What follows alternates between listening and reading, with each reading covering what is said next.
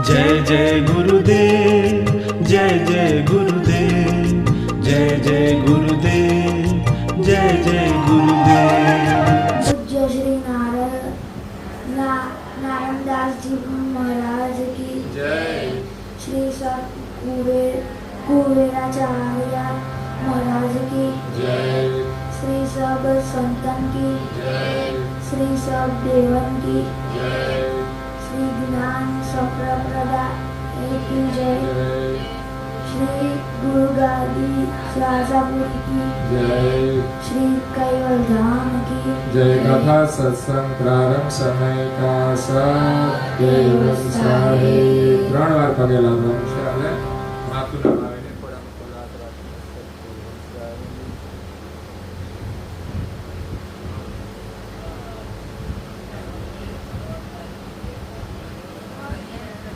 કેવલ હંસો સાત કેવલ સાહેબ બે હાથ જોડીને બોલજો જરા સાત આજુબાજુ વાળાને પણ પ્રેમથી કહેજો સાત કેવલ સાહેબ સાત કેવલ સાહેબ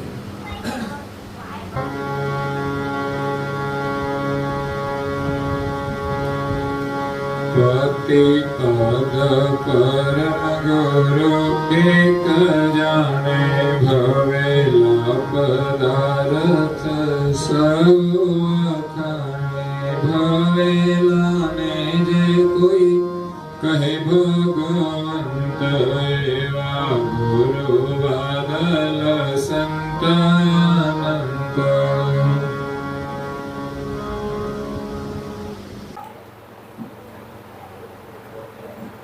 પ્રિય ભક્તજનો, જ્ઞાન સંપ્રદાયના વ્યવસ્થાપક અનંત બ્રહ્માંડાધીશ વિશ્વ નિયંતા सकर्ता सत कैवलना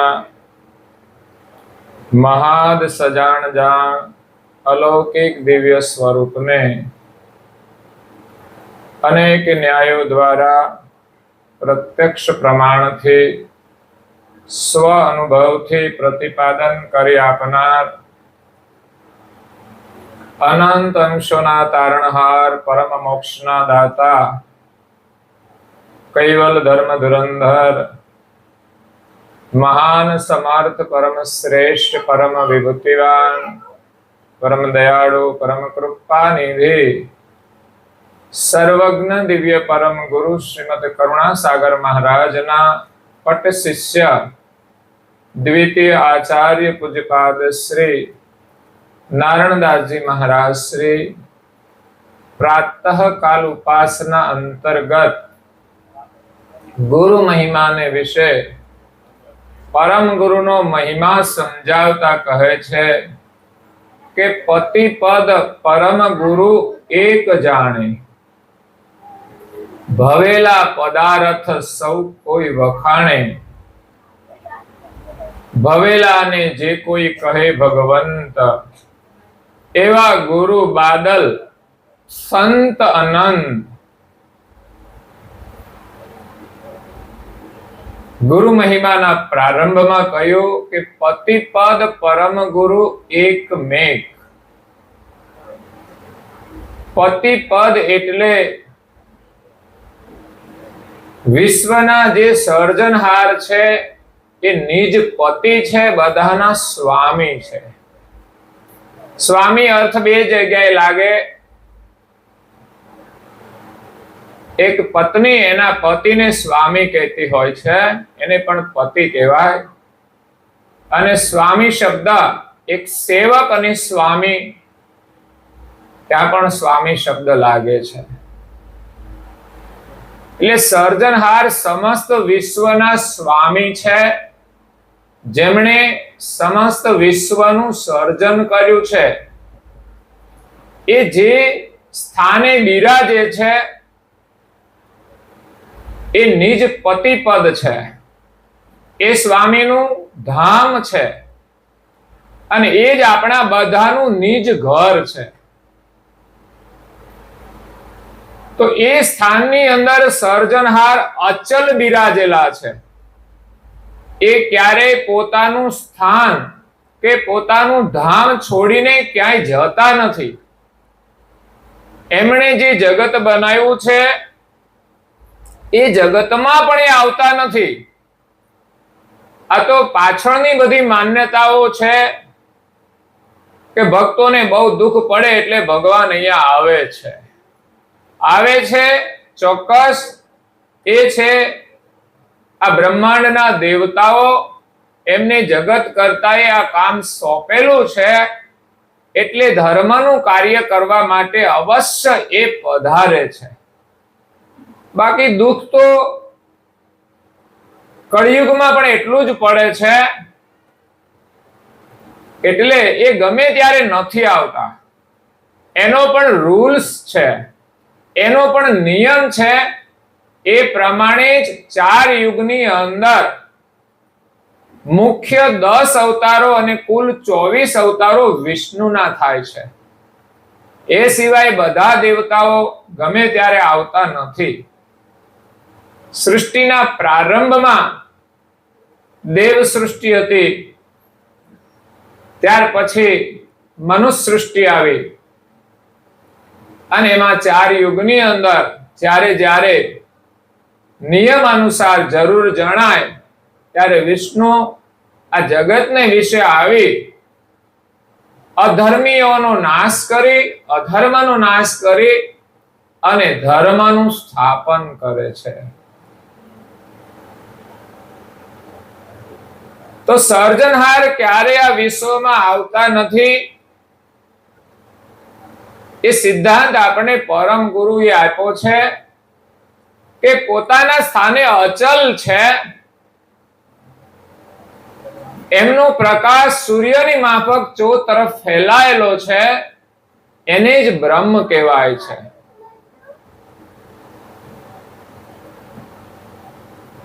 તો આ જગતની અંદર જે આ બધું પોલ છે એ બ્રહ્મ ભૂમિકા છે, એની અંદર આ જગત બનાવેલું છે. એ માલિકનો પ્રકાશ છે. તો જ્યારે સૂર્યાસ્ત થાય ત્યારે તો અંધકાર થઈ જાય છે, પણ એ તો પ્રકાશ અને અંધકાર એ તો સૂર્યનો છે, પણ માલિકનો પ્રકાશ તો અખંડ છે. કારણ કે સૂર્યના પ્રકાશથી તો માત્ર આપણે જોવાનું જ કામ કરવાનું છે. જ્યારે માલિકના પ્રકાશથી શું થાય છે? માલિકનો પ્રકાશ ના હોય ને તો એક નહીં કરોડ સૂર્ય હોય તો આપણને કશું દેખાય? એનો જે પ્રકાશ આપણી અંદર આવે છે ને ત્યારે આપણે જોઈએ છે. આ આંખો ના જોવે, નહીં તો જો એનો કરંટ જતો રહે ને, એનો કરંટ માત્ર આપણી આંખે દેખાય એવો નથી, પણ જોઈએ તો આંખે દેખાય છે. તમે બધા બેઠા છો, પટપટ આંખો પટાવો છો, એ બધું એનો પ્રકાશ છે. એવું નહીં કે આપણે પટપટાવીએ છીએ. શરીરમાં કઈ ડેમેજ થઈ જાય તો આપણીથી કઈ થઈ શકતું, એટલે આપણાથી કઈ નથી થતું. કુદરતના નિયમ અનુસાર થાય છે. એની ચેતના આવે છે તો થાય છે. એનો પ્રકાશ આ કામ કરી રહ્યો છે, એટલે એમનો પ્રકાશ અલૌકિક છે. સૂર્ય પણ એના જ પ્રકાશથી પ્રકાશ કરી રહ્યો છે. તો આ બ્રહ્મ ભૂમિકાની અંદર માલિકનો પ્રકાશ સર્વત્ર વ્યાપક છે. એ જ પ્રકાશની અંદર એમણે જગત બનાવ્યું છે. તો તમે વિચાર કરો કે એના પ્રકાશની મધ્યમાં એને જવું હોય તો કેવી રીતે જઈ શકે? એક ગોળો છે, એ ચારે બાજુ પ્રકાશ છે એમનો. હવે પ્રકાશ એ પોતાનું સ્થાન છોડીને એના પ્રકાશની મધ્યમાં એને જવું હોય તો કેમ જવાય? ત્યાં જાય તો પણ એની એ જ સ્થિતિ ઊભી રહે ને. પ્રકાશ તો એનાથી દૂર જ હોય છે, ચારે બાજુ ફેલાયેલો હોય છે. એના પ્રકાશની મધ્યમાં માલિક કદાપી જઈ શકતા નથી પોતાનું સ્થાન છોડીને, અને એને જવાની જરૂર પણ નથી. એ જ્યાં બેઠા છે ત્યાંથી જ પોતાના પ્રકાશ દ્વારા, પોતાની ચેતના દ્વારા, પોતાના સંકલ્પ દ્વારા જે કરવું હોય તે કરી શકે છે. તમારા હાથમાં રિમોટ કંટ્રોલ હોય, ટીવી બંધ કરવું હોય તો તમે શું ઊભા થાવ ખરા? તો માલિકના હાથમાં આ બધી સત્તા છે, એટલે એની જરૂર નથી. એ કામ બધું જગતની અંદર બીજા અન્ય દેવોને સોંપેલું છે, એટલે પ્રથમથી એમણે રચના જ એવી કરી છે કે એને ક્યારે આ જગતમાં આવવું ના પડે. ત્યાં બેસીને જ તો આ જગતનો આનંદ કરે છે.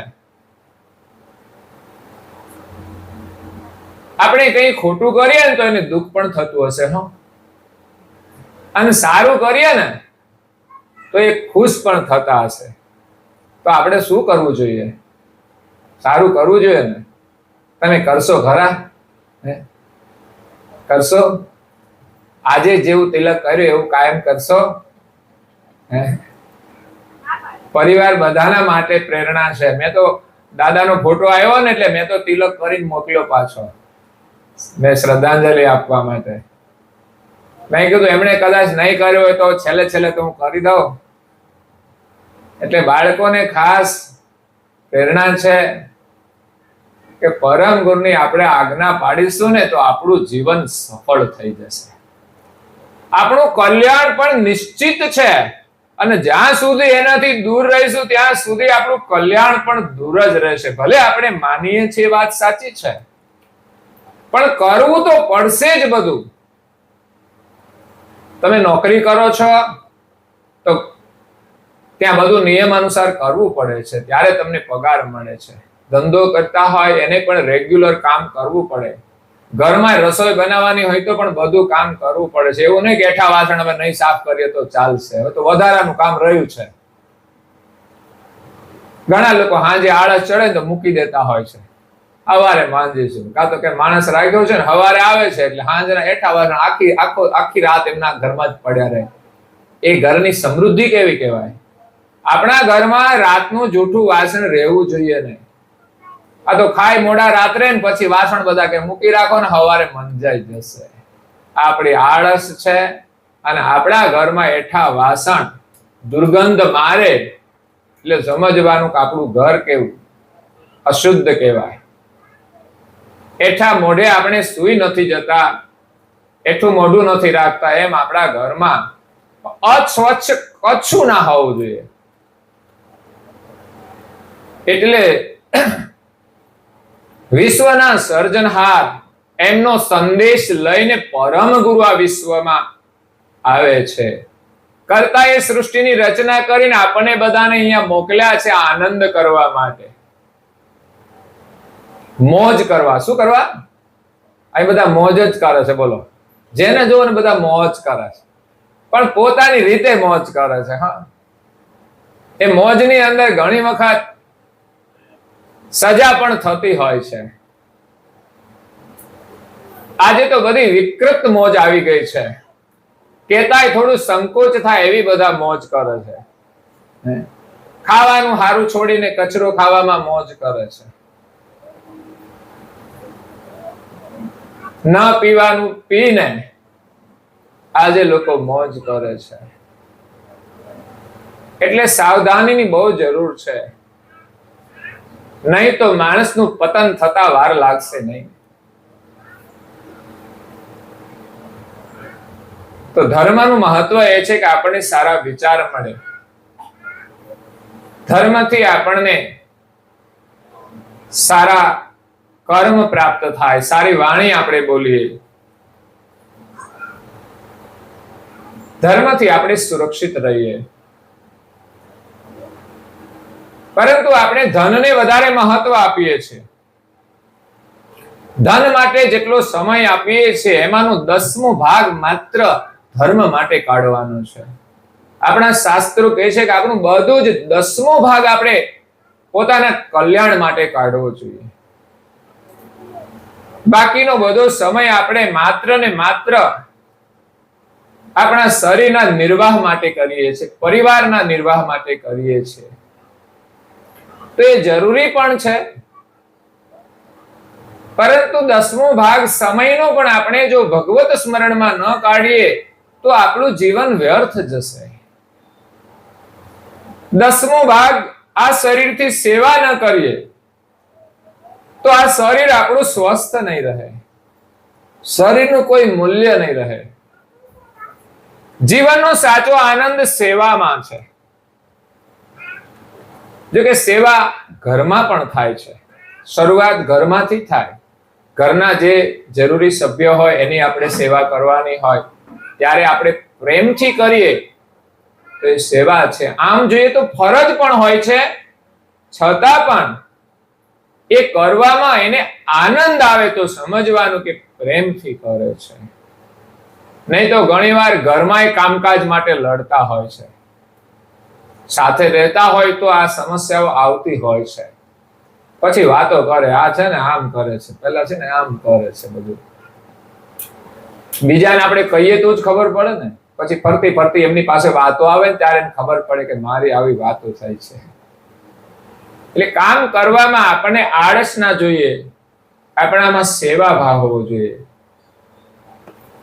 અને આપણે જે કઈ ધન ઉપાર્જન કરીએ એનો પણ 10મો ભાગ ધર્મ કાર્યની અંદર, સેવાની અંદર વાપરવો જોઈએ. જેનામાં સમજણ હશે એ લોકો વાપરતા હશે. ગણિત રાખીને આપણે સેવા કરીએ, પણ જો ધનની અંદર વધારે પ્રીતિ હોય કે લોભ હોય, સંકુચિતતા હોય તો આપણે નથી વાપરી શકતા. આ ભોગ માટે આપણે પૈસા બહુ વાપરીએ છીએ. શાસ્ત્રોએ એના ઉપર નિયંત્રણ માટે જ ધનનો 10મો ભાગ ધર્મ કાર્યમાં વાપરવાનું કહ્યું છે. ગરીબ માણસો હોય જેના ઘરમાં ખાવાનું ના હોય એને જરૂર નથી 10મો ભાગ આપવાની, કારણ કે જેના ઘરમાં જરૂરિયાત હોય ધનની તો એ ન કદાચ વાપરે તો ચાલે, પરંતુ ગરીબ માણસો પણ પોતાનું ધન ધર્મ કાર્યમાં વાપરતા હોય છે. એનાથી એને સંસ્કાર પ્રાપ્ત થાય છે, એનાથી એને સુકૃત પ્રાપ્ત થાય છે. નહીં તો ગરીબોના ઘરમાં ખાવાનું નથી હોતું, એની પાછળના બીજા પણ કારણો કામ કરતા હોય છે. ખોટા માર્ગે પૈસા વાપરવાના હોય છે અને જરૂર હોય ને એમાં નથી એની પાસે હોતા. એટલે ખોટા માર્ગેથી ધન વાળીને આપણે સારા માર્ગે વાપરવાનું છે. એટલે સમાજની અંદર ક્યાં કેટલું જરૂરી છે એટલું જ ખર્ચ કરીને આપણું ધન વિશેષ ધર્મ કાર્યમાં વપરાશે તો આપણને ધર્મના સંસ્કાર મળશે. સારા કાર્યો કરવાથી આપણને પુણ્ય મળશે અને પુણ્યથી આપણને સલામતી મળશે. એક છે પૈસા, બીજું છે પુણ્ય, ત્રીજું છે પરમેશ્વર. ત્રણેય પ છે. રાશિ એક છે પૈસા, પુણ્ય અને પરમેશ્વર. ત્રણેયનું મહત્વ આપણા જીવનમાં કેટલું છે. પૈસો આપણને શું આપશે તો કે સગવડ આપશે, આપશે સગવડ. પુણ્ય આપણને શું આપશે તો કે સલામતી, એ પણ છે. અને પરમેશ્વર આપણને શું આપશે એની તો આપણને કઈ બહુ જરૂર લાગતી નથી, પણ એક ક્ષણ પણ એના વગર આપણે રહી શકતા નથી. આ જગત એમનું બનાવેલું છે ને એમની કરુણાથી આપણે જીવી રહ્યા છીએ, આનંદ કરીએ છીએ, તો એક ક્ષણ માટે પણ એને ભૂલવા ના જોઈએ. કદાચ એના માટે સંપત્તિ આપવી પડે તો આપવી જોઈએ. કદાચ બધું માગી લે ને તોય પરમેશ્વર મળે તેમ નથી. આ દુનિયાની આપણને મળેલી જે સમૃદ્ધિ છે બધી આપી દેતા મળી જાય તો સસ્તા મળી ગયા કહેવાય. સમરણ વિના કોઈને મળતા નથી. અને બાધારૂપ છે ને એ આ બધી સંપત્તિ છે, સગવડ છે, ભોગ છે, એનાથી આપણે સાવધાન રહેવું પડશે, સંયમમાં રહેવું પડશે. આ આવશ્યકતા છે, મકાનની છે, ખાવા પીવાની છે, એ જરૂરિયાત માટે અને જરૂરી વસ્તુનું સેવન કરવામાં કોઈ બંધન નથી. પરંતુ ન ખાવાનું ખાઈને આપણે બંધનમાં પડીએ છીએ. કોઈના હકનું આપણે લૂંટીને બંધનમાં પડીએ છીએ. એટલે અને જરૂરથી વધારાનો જે આપણને લોભ છે આપણને બંધનમાં નાખે છે. જરૂરથી વધારે મળે ને તો એનો ભોગવવા કરતાંય એને પરમાર્થમાં જો આપણે જોડીએ ને તો આપણું કલ્યાણ થાય છે. વધારે ભોગવવાથી કોઈ લાભ થતો નથી, પરંતુ આપણે ભોગના ગુલામ બની જઈએ છીએ, પછી એને આધીન રહીએ છીએ, પછી આપણે સ્વતંત્ર નથી રહેતા, આપણી ઈચ્છા અનુસાર આપણે જીવી નથી શકતા. એ ભોગની આપણે ગુલામી કરવી પડે છે. એટલે પરમેશ્વર આપણને આપશે સદગતિ. તો સગવડ કઈક અંશે જરૂરી છે, પણ બીજાને દેખાડવા માટે નહીં, જરૂરિયાત માટે જરૂરી છે. પુણ્ય આપણને આપશે સલામતી. વાહનો ઉપર બધા ચાલે છે, અત્યારે સેફટીનું બહુ મહત્વ છે. ઘણા લોકો કહે છે આ ગાડી અમે લીધી છે 50 લાખની. કેમ તો કે આમાં શું મહત્વ છે? 10 લાખની ગાડીમાં પણ ફરાય તો કે એમાં સેફટી છે. હશે કંઈક અંશે ગાડીમાં સેફટી હશે, પણ સાચી સેફટી તો છે ને પુણ્યની અંદર હોય છે. તમારું સુકૃત હોય ને, તમે સારી ગાડીમાં જતા હોય ને તો વાંધો ના આવે, અને સાચી સેફટી ચલાવનાર ઉપર હોય છે. સરસ રીતે ચલાવે ને તો સેફટી છે, નહીં તો 50 લાખની હોય કોઈ આપણી સલામતી નથી.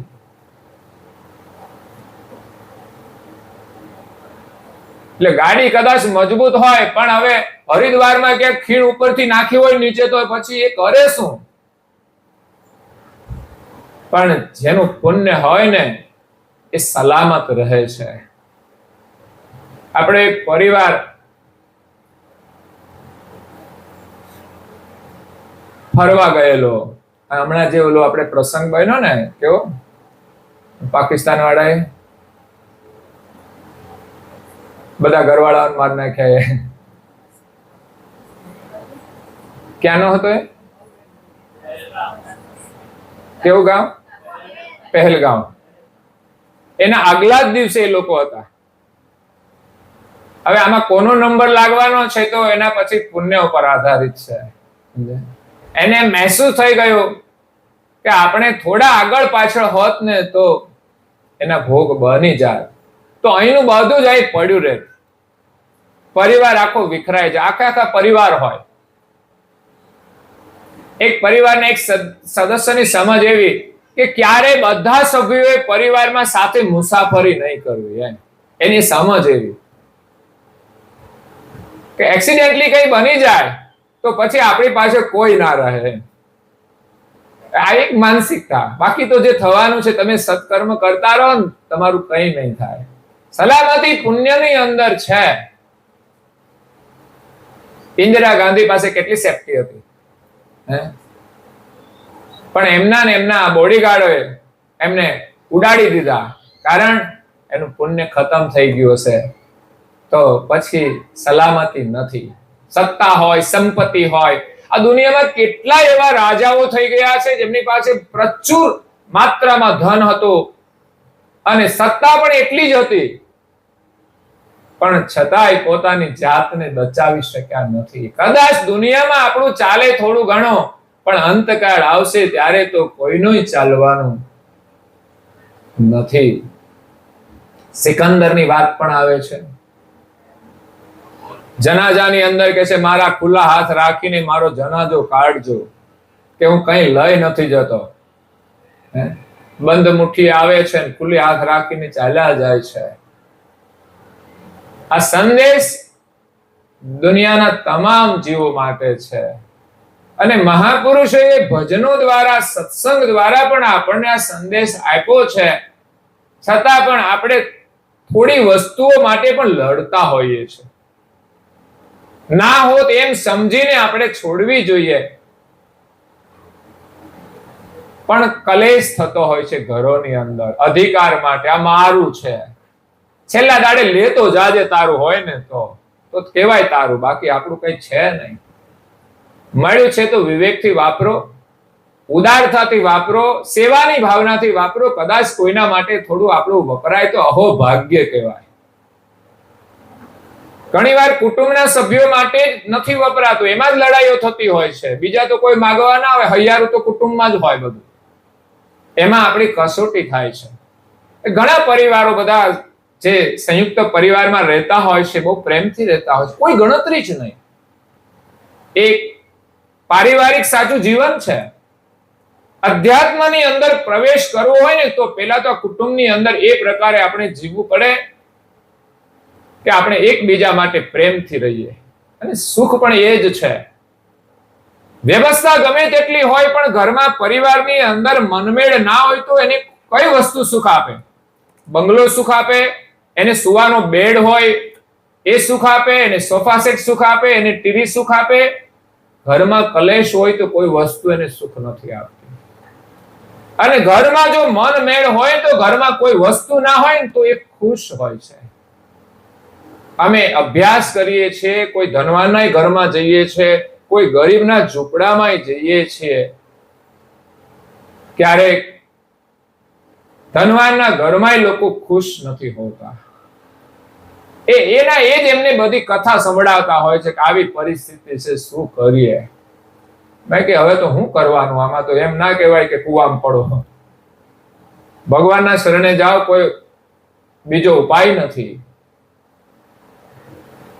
અને ગરીબના ઘરમાં જઈએ, એની પાસે સગવડ નથી, એ પ્રકારનું એક શારીરિક દુઃખ હોય છે, છતાં પણ પરિવારના સભ્યો જોઈએ, એકબીજા પ્રત્યેનો પ્રેમ જોઈએ, એમ લાગે કે આ બધા કેટલા ખુશ છે, કેટલા સુખી છે.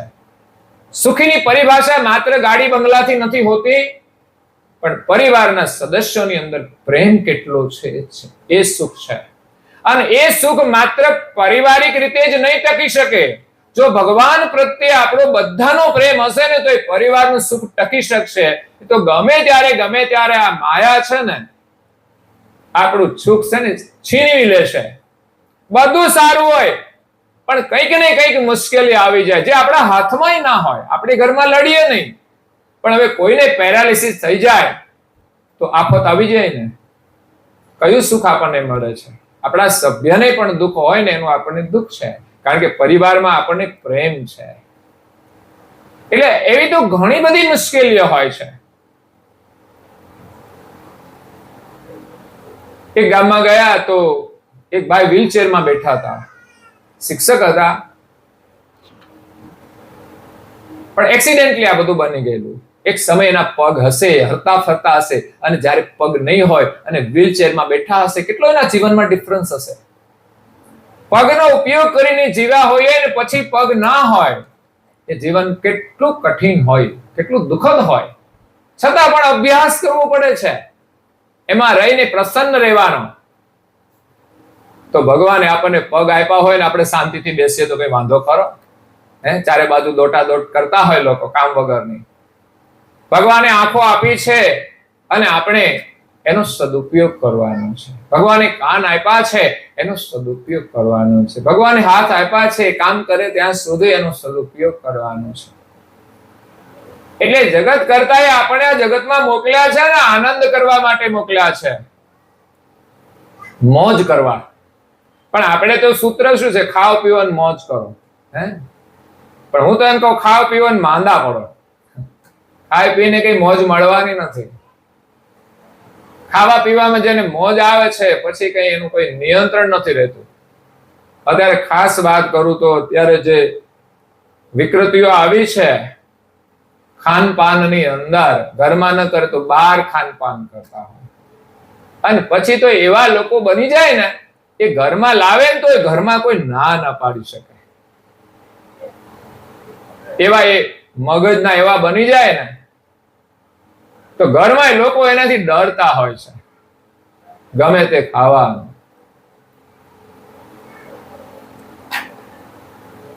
તમાકુ કોઈ ખાવાની વસ્તુ નથી,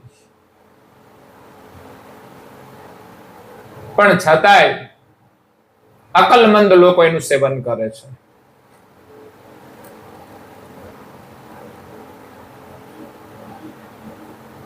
શરાબ કોઈ પીવાની ચીજ નથી. ભગવાને સારી વસ્તુ આપણા માટે બનાવી છે. આ પીણું તો છે ને દાનવનું છે. કોનું છે? તો પીવે છે એ કોણ છે? તમે બોલી શકશો? પીવે એ કોણ છે? દાનવ છે.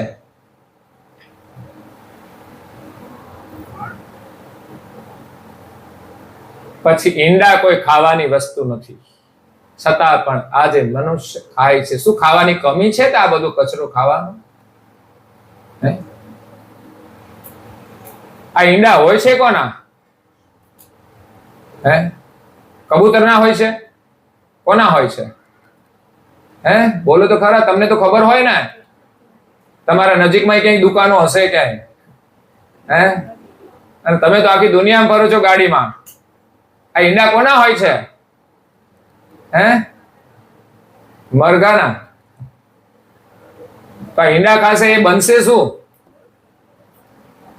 જે ખાધું એ જ પછી તો થાય ને, એને એમાં જ રસ છે. બોલો. એટલે સીધું એનું કર્મનું ફળ છે, એમાં કોઈ વાંધો નથી, ખાવાનો કોઈ પ્રતિબંધ નથી, બધા સ્વતંત્ર. આપણા માટે ભગવાને વનસ્પતિનો સાત્વિક આહાર બનાવેલો છે. એ પણ સાત્વિક અને શુદ્ધ કરવો જોઈએ, વાસી નહીં, કચરો નહીં. એનાથી આપણું શરીર સ્વસ્થ રહે અને ઉત્તમ વિચાર, ઉત્તમ આહારથી આપણને ઉત્તમ વિચાર મળે છે. જમીનમાં જેવું ખાતર નાખો ને એવા છોડ વિકસિત થાય છે. એમ આ જે આહાર છે ને, આપણા શરીરનું પોષણ છે, એ માત્ર શરીરને તાકાત આપે એવું નહીં, શરીરને વિચાર પણ આપે છે. અને વિચાર એ પણ એક તાકાત છે. એટલે આપણી પાસે સારા વિચારો હોવા જોઈએ, ઉત્તમ વિચારો હોવા જોઈએ, કલ્યાણકારી વિચારો હોવા જોઈએ. તમારો પરિવારમાં પ્રેમ હોય છે, પણ હું એમ માનું છું કે જ્યાં સુધી તમે પરિવારના સભ્યોનું કલ્યાણ ના વિચારો ત્યાં સુધી પ્રેમ અધૂરો છે. આ જન્મ પૂરતો જ છે. આપણો પ્રેમ તો જન્મ જન્મ રહે એવો પ્રેમ જોડવાનો છે, કે મારા પરિવારના બધા સભ્યોનું કલ્યાણ થાય. એના માટે આપણે કંઈક ચિંતન કરીએ, એના માટે કંઈક પુરુષાર્થ કરીએ, એના માટે કંઈક પ્રયાસ કરીએ. પણ આપણે તો એમ માનીએ છીએ કે છોકરાને સગવડ આપીએ ને એટલે છોકરાઓ સુખી થઈ જશે. પણ જે છોકરાઓ મુશ્કેલીનો સામનો નથી કરતા અને સગવડ મળે છે ને, પછી મુશ્કેલી એના જીવનમાં આવે ને તો એ દુઃખી થઈ જશે. એને એનો સામનો કરતા પણ નહીં આવડે. એટલે બાળપણથી જ બાળકોનું ઘડતર કરવું જોઈએ. એવું નહીં કે જે માગે તે આપો. પરિસ્થિતિનો સામનો કરતા શીખવવું જોઈએ. એને પણ થોડું સેવા કાર્ય સોંપવું જોઈએ. એને સમયસર ઉઠાડવા જોઈએ, નહીં તો પછી જીવનમાં ઉઠી જશે. ઘણા પૈસા લઈને નથી ઉઠી જતા. એમ એક મહાત્માએ મને કહ્યું, ઉઠવું શબ્દ બરાબર નથી, આપણે તો છે ને જાગૃત થવાનું છે, જાગવું. ઘણા અભિયાન ચાલતા હોય છે જાગૃતિ માટે. એમ જાગવું. 8 વાગે છે ને જે ઉઠતા હોય બધા એ ઉઠે, એ બધા ઉઠી જવાના. અને વહેલા પ્રભાતમાં બ્રહ્મ મુહૂર્તમાં છે ને એ બધા જાગે છે. અને લક્ષ્મી છે ને માત્ર પૈસા જ નથી, જીવનમાં પ્રેમ છે ને એ પણ એ લક્ષ્મીનું સ્વરૂપ છે, સમૃદ્ધિ છે. તો એ સવારે વહેલી 5 વાગે નીકળે છે, કોઈને જરૂર હોય ને તો. પણ જે ઉઠ્યા હોય એ લે, બાકીના તો શું ઊંઘતા હોય, એને તો મળે નહીં એ સમૃદ્ધિ. જે શાંતિ, બ્રહ્માંડની અંદર રહેલી શાંતિ બ્રહ્મ મુહૂર્તની અંદર મળે છે, સૂર્યોદય થતા સુધી મળે છે. જો આપણે જાગીને સ્નાન કરીને એમાં બેસીએ ને તોય શાંતિ મળે, ભગવત સ્મરણ કરીએ તો શાંતિ મળે. એટલે સમયસર ઉઠવાનું પણ ઘરમાં મહત્વ છે. વહેલા ઉઠશે ને એ જ કંઈક સારું કામ કરશે. અને કરવું જોઈએ એના માટે વહેલા ઉઠવાનું છે. કરુણાસાગર મહારાજ શ્રી આજ્ઞા આપી છે કે સૂર્યોદય થતા પહેલા આપણે સ્નાન કરીને ભજન કરવા માટે તૈયાર થવું જોઈએ. નહીં કે ખાવા માટે. ભોજન માટે બધા તૈયાર છે બધું, ના હોય તો પાછા અકળાઈ જાય. એટલે ગુસ્સાને પણ કંટ્રોલમાં રાખો.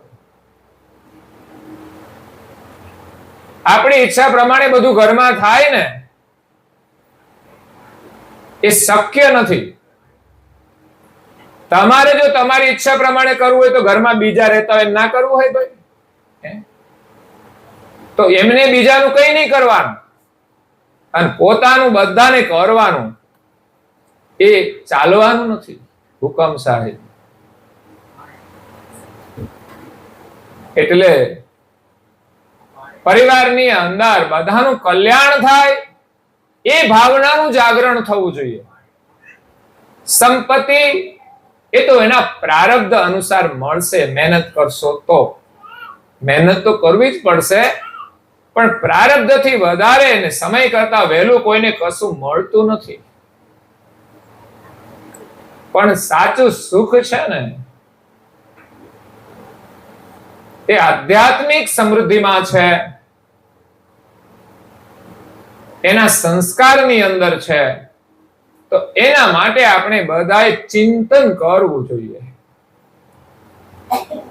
તો પરમ ગુરુ કરુણાસાગર મહારાજ સર્જનહારનું દિવ્ય સંદેશ લઈને આવ્યા છે. એ સર્જનહારનું જે ધામ છે પતિ પદ છે. આ દુનિયામાં જેટલા પણ અંશો છે ને, કોઈ પણ ધર્મને માનતા હોય, પ્રાણી પશુ પંખી બધામાં રહેલા જે જીવ છે, જે અંશ છે, જેને આત્મા કહે છે, બધા જ એક જ સર્જનહારના અંશ છે, એની સજાતિના છે. એટલે માલિકને ઓળખવા હોય ને તો આપણે આ શરીરમાં આપણી જાતને ઓળખીએ અને આપણા સ્વરૂપની સજાતિ આપણા સર્જનહાર છે. આ શરીરની સજાતિના નથી. દુનિયામાં જે સ્થાપનાઓ થઈ છે ને એ દેહધારી ભગવાનની થઈ છે, પણ આકૃતિ વાળા ભગવાન છે જ નહીં. કોઈ ચતુર્ભુજ સ્વરૂપ ભગવાનનું નથી. એ તો દેવી અવતારો છે, એમના સ્વરૂપ છે અને એ દર્શન આપે પણ છે અને જીવોને મદદ પણ કરે છે. એમાં જૂઠું નથી, પણ જેણે આ જગતનું સર્જન કર્યું છે ને એ ચતુર્ભુજ નથી. એ તો આ શરીરને ચલાવનાર જે ચૈતન્ય અંશ છે એની સજાતિના છે. એની સાથે એ અંશ સ્વરૂપની એકતા થાય છે. પણ આ દુનિયાની અંદર જે ધર્મગુરુઓ હોય કે જેણે સ્થાપનાઓ કરી છે એમણે પોતાના જેવા જ ભગવાન સ્થાપી દીધા. એટલે ભગવાનમાં આપણામાં કઈ અંતર રહ્યું? ભગવાનને બિલકુલ આપણા જેવા બનાવી દીધા. ઘરબારી આપણા ઘરમાં ઝઘડો થાય તો ભગવાનના ઘરમાં ઝઘડો થાય. બોલો, એના ઘરવાળા રીસાઈ જાય તો આ પછી આપણામાં એનામાં ફરક ક્યાં રહ્યો? પરમ ગુરુએ જે માલિકનું સ્થાપન કર્યું છે એમાં કોઈ સંસારનો વ્યવહાર એના માટે આવતો નથી. જગતની જે કઈ રચના છે, જેટલા પણ જીવો છે એ બધાને બ્રહ્મ દ્વારા જીવન આપનાર એ સર્જનહાર છે. અને જે અંશ આ શરીરને ચલાવે છે એનું જે ચૈતન્ય સ્વરૂપ છે એ આપણી આંખેથી દેખાતો. કિરીટભાઈ ગયા હશે ત્યારે કોઈ તો હાજર હશે કે નહીં? જે સમયે ગયા હશે ત્યારે અંતકાલ હાજર કોઈ ઉભા હોય તો ખબર હોય, નહીં તો ઘણી વાર કેવું હોય કે બેલા ઊંઘમાં હોય ને ગયા હોય તો ખબર ના હોય. પણ ઘણી વાર લોકોને ખબર હોય છે કે બીમાર છે, હવે જવાની તૈયારી છે, તો એની સામે જ હોય બધા. અને આપણી નજર સામે જ કદાચ શરીર છોડી દે, એમાંથી અંશ ચાલ્યો જાય છે પણ આપણને કોઈને દેખાતા નથી. શરીર દેખાય છે પણ એમાં રહેલો જે ચૈતન્ય અંશ છે એ આંખેથી દેખાતો નથી. તો આપણું સ્વરૂપ આંખેથી દેખાતું નથી તો માલિક આપણને આંખેથી કેવી રીતે દેખાય? એ આકૃતિ વાળા કેવી રીતે હોઈ શકે? એ તો આકાર વાળું નથી અને નિરાકાર પણ નથી. લોકો એમ કે ભગવાન તો નિરાકાર છે, આકાર વાળા નથી તો કે છે નિરાકાર છે. જેમ ઇસ્લામની અંદર, મુસલમાનની અંદર અલ્લાહને એ નિરાકાર માને છે. કરુણાસાગર મહારાજ શ્રીએ હિન્દુ ધર્મની પણ વાતો લખી છે, ક્રિશ્ચિયનની પણ વાતો લખી છે, મુસ્લિમ ધર્મની પણ વાતો લખી છે, યહૂદી ધર્મની પણ વાતો લખી છે. દુનિયાના પ્રધાન ધર્મોની જે પરંપરાઓ છે કેવી રીતે શરૂ થઈ છે એનો એમણે ખુલાસો કર્યો છે. અને સર્જનહારની પરંપરા તો સૃષ્ટિની આદિથી છે અને સર્જનહાર તો અનાદિ છે. આવી સૃષ્ટિ અનેક વાર એમણે બનાવી છે અને સમેટી લીધી છે. એમણે જે રચના કરી છે એનો અંત ક્યારે આવશે એની પણ એને ખબર છે. જ્યારે આ દુનિયામાં જે ભગવાનની સ્થાપનાઓ થઈ છે એને ખુદને ખબર નથી કે આ જગતનું સર્જન ક્યારે થયું છે, કોણે કર્યું છે અને ક્યારે એનો અંત આવશે. હા, એમની કોઈ વિશેષતાઓ છે આ જગતમાં. એમણે કઈ એવા કાર્યો કર્યા છે જે ઈશ્વરી કાર્યો કહેવાય. એને લઈને ઈશ્વર તરીકેની સ્થાપના કરવી એ યોગ્ય નથી. કારણ કે એવી રીતે જો ઈશ્વરની સ્થાપના થાય તો અનેક ઈશ્વરવાદ આવે અને અનેક ઈશ્વરવાદમાં થશે શું? મારા ઈશ્વર મોટા. આ દુનિયામાં જે જેને માને છે ને એમાં એક કટ્ટરવાદીઓ પણ લોકો હોય છે. આજે જે ઝઘડાઓ ઘણીવાર થઈ જાય છે, એટલા ઝઘડા તો સામાજિક કાર્યો માટે પણ નથી હોતા, એવા ઝઘડાઓ ધર્મ માટે થયા છે. ઇતિહાસ જ્યારે આપણે જાણીએ ત્યારે ખબર પડે. એટલે આ ધર્મ જગતથી જે અનેક મતપંથ છે એનાથી દુનિયાને કેટલું બધું નુકસાન થયું છે. આ તો છે ને ભેગા રહેતા હોય ને ત્યાં સુધી સારું. હિન્દુ ધર્મમાં મતભેદ છે બધા, પણ ભેગા રહે ત્યાં સુધી સારું. એક પરિવારના સભ્યો બધા ભેગા રહે ત્યાં સુધી સારું. પણ જો ખટપટ ચાલુ થઈ જાય તો બધા વિખરાઈ જાય. બધા એમ કે હું સાચો, બીજો કે હું સાચો, ત્રીજો કે હું સાચો. પણ એક ન્યાયિક સિદ્ધાંત સિવાય આ ઝઘડાઓનું કોઈ સમાધાન નથી. અને એવું સમાધાન આ જગતની અંદર પરમ ગુરુ કરુણાસાગર મહારાજ શ્રી આપ્યું છે. જો કોઈ એને સમજી અને સ્વીકારે તો, નહીં તો એ પણ કોઈ સત્યને સ્વીકારવા તૈયાર નથી. એટલે વિશ્વના સર્જનહારે આપણે બધાને શા માટે મોકલ્યા? મોજ કરવા માટે. એકલી મોજ નહીં, ગ્રંથો વાંચજો તમે તો ખબર પડશે. અંશોને મોજ કરવા માટે મોકલ્યા છે અને બીજું આંખ ખોલવા માટે મોકલ્યા છે. શું કરવા? આંખ ખોલવા માટે. મોજ તો બધા જ કરે છે પણ કોઈ આંખ ખોલતું, આંખ ખોલીને કોઈ મોજ નથી કરતું. બધા આંખ બંધ કરીને મોજ કરે છે. કંઈક સારું કરતા હશે ને તો સમજવાનું એમાં આપણી આંખ ખુલ્લી છે. બાકી બહુધા લોકો માત્ર ભોગ વિલાસની અંદર જ સુખ માને છે ને એ પણ આંખો બંધ કરીને જ મોજ કરે છે. એ જે મોજ કરે છે એ મોજ આપનાર કોણ છે એનો તો એ વિચાર કરતા નથી. આંખ ખોલીને આંખ ખુલે. આંખ બે છે, એક તો આ બહાર બે છે એ છે અને બીજી ભીતરની અંદર બે છે. કોઈ એવા જ્ઞાની મહાપુરુષનું જ્ઞાન મળે ને તો એ આપણી આંખો ખુલે ને તો આ જગતની રચના આપણને સમજાય અને આપણે જે આનંદ કરી રહ્યા છે એનું મૂળ આપણને દેખાય. બાકી જેની પાસે અંદરની આંખો નથી ને ઘણાની બહારની આંખો નથી હોતી. ઘણા લોકો તો સરસ રીતે જીવતા હોય છે અને ઘણા લોકો તમે જો તો બહારની આંખો હોવા છતાં એને દેખાતો નથી કે હું આ શું કરી રહ્યો છું. ન ખાવાનું ખાય છે, ન બોલવાનું પણ બોલે છે, ન કરવાનું પણ કરે છે. આનું પરિણામ શું છે? આપણે જેનું ફળ ભોગવવાનું છે. આજે ભલે કરી લીધું તો કરી લીધું, પણ પરિણામ ભોગવવા માટે તો તૈયાર રહેવાનું જ છે. ત્યાં આપણું કશું ચાલવાનું નથી. એક જગ્યાએ આપણે સ્વતંત્ર છીએ. જે કરવું હોય તે કરવામાં મનુષ્ય સ્વતંત્ર છે, પરંતુ એના કર્મનું ફળ જ્યારે ભોગવવાનું હોય એમાં એની કોઈ સ્વતંત્રતા નથી. ઘણી જગ્યાએ લોકો એટલા પરાધીન હોય છે કે એમાંથી નીકળવાનો કોઈ રસ્તો જ નથી હોતો. કારણ કે જ્યાં કર્મ ભોગવવાના હોય ને ત્યાં આપણને દુનિયામાં કોઈ મદદ પણ કરી શકતું નથી. એટલે મોજ કરવાની છે પણ આંખ ખોલીને મોજ કરવાની છે. જ્ઞાન દ્રષ્ટિથી આંખ ખોલી અને વિવેકથી આપણે મોજ કરીએ. ખાવાનો કોઈ પ્રતિબંધ નથી. ખાવાનું ખાઈએ અને સમય અનુસાર ખાઓ, પાછું શિસ્તમાં રહીને ખાઓ અને જોઈએ ને એટલું જ ખાઓ. વધારાનું ભરશો નહીં. આ કચરા પેટીનો ડબ્બો નથી. વધારે ખાવાથી કોઈ ફાયદો નથી. એટલે આ દ્રષ્ટિ ખોલીને આપણે મોજ કરવાની છે.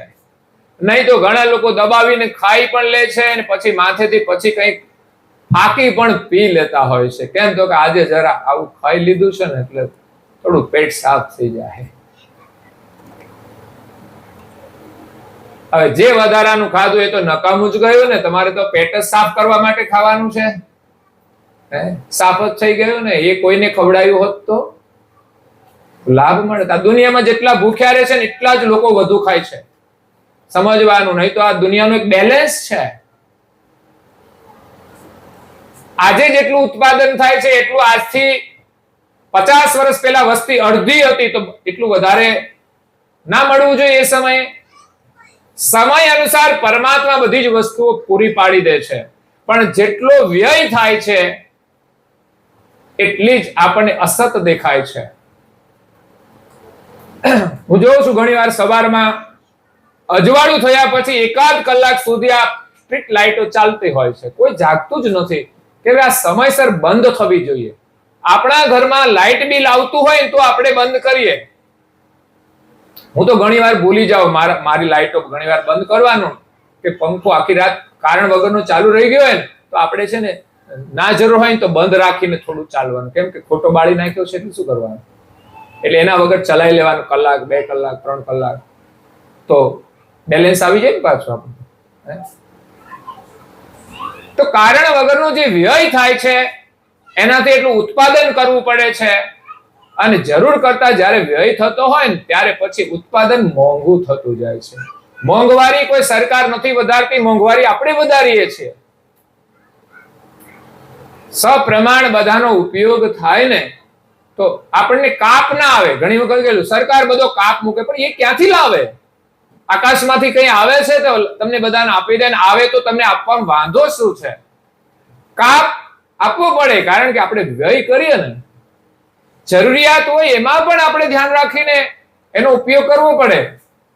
પણ આપણે તો એવા ટેવાઈ જઈએ ને કે 2 પંખા મૂકો ત્યારે કઈક ઊંઘ આવશે. એક જણા એક પંખા નીચે બેઠા હોય. હું મંદિરમાં જાઉં 3 જણા હોય તો 3 પંખા નીચે બેઠા હોય. બોલો. મેં કીધું વાહ ભાઈ વાહ, લાભ તો અહીં જ મળે છે તમને. પણ સારું છે મંદિરમાં આવે છે ને તો એટલી ફેસિલિટી આપતા જો આવે ને મંદિરમાં તો સારું કહેવાય. બાકી તો છે ને બહુ અઘરું કામ છે મંદિર આગળ બેસવાનું. હું કહું તમે જેટલો સમય ટીવી ને આપો ને એટલો જ મંદિર ને આપજો. ચાલો બેનો સમન્વય કરતો. ટીવી ને આપો એટલો જ આપજો મંદિર, એના સામે બેસજો. એક સમય એવો આવશે ને ટીવી સામે બેસવું નહીં ગમે. અત્યારે એની સામે જ બેસી રહ્યો છો. જેમ બીબી પણ બહુ ગમે ને એના સામે જોયા કરે, પણ એક સમય એવો આવે ને એની સામે જોવું ના ગમે. એમાં ટીવી છે ને એ પણ એવું જ છે. સુંદર છે ને મંદિર છે. બાલ્યાવસ્થામાં આપણને પ્રિય લાગે. નાનું બાળકને લઈ જાઓ ને તો એને ગમે. યુવાવસ્થાની અંદર પણ એટલો જ આનંદ આપે, અને વૃદ્ધાવસ્થા આવશે ને ત્યારે પણ આપણને એટલો જ આનંદ આપશે. જ્યાં માજી બેઠા છે ને બધા ઉંમરવાળા છે, ચાલી નથી શકતા બહુ, પણ છતાં એ મંદિર સુધી આવી જાય છે. અને અમારી યુવા બહેનો ઘણી બેઠી છે ને, પણ ઘણી બધી બીમાર છે, પણ એ આવી નથી શકતી. શું કરે?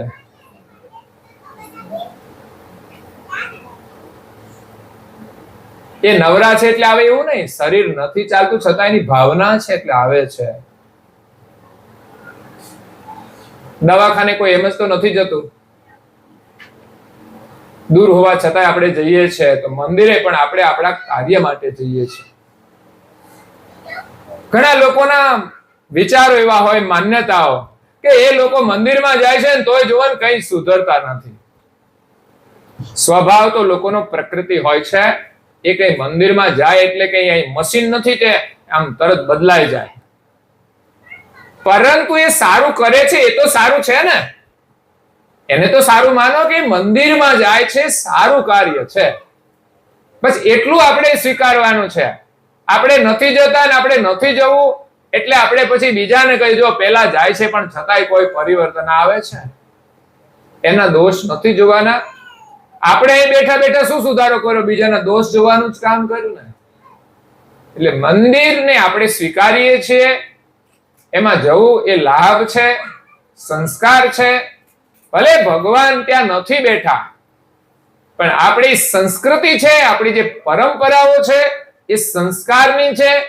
આ જગતની અંદર જે મહાન પુરુષો થઈ ગયા છે, એમણે જગતને જે સંદેશ આપ્યો છે, એમની સ્થાપનાઓ જે આપણને એનું સ્મરણ કરાવે, એટલા માટે આ મંદિરની વ્યવસ્થા છે.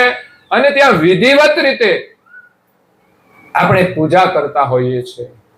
જો આપણે મંદિરમાં ભગવાનને ન માનીએ તો આપણા ઘરમાં આપણે મંદિરની સ્થાપના કરીએ તો ત્યાં પણ નથી હોતા.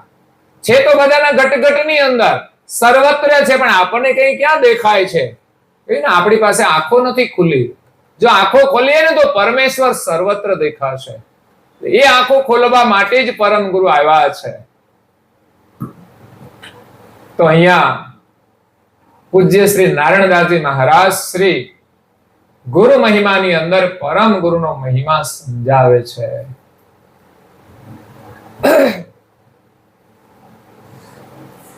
પતિ પદ પરમ ગુરુ એક જાણે. આ જગતની અંદર વિશ્વના જે સર્જનહાર છે, એનું જે ધામ છે, એ સર્જનહારને એક માત્ર પરમ ગુરુ જાણે છે.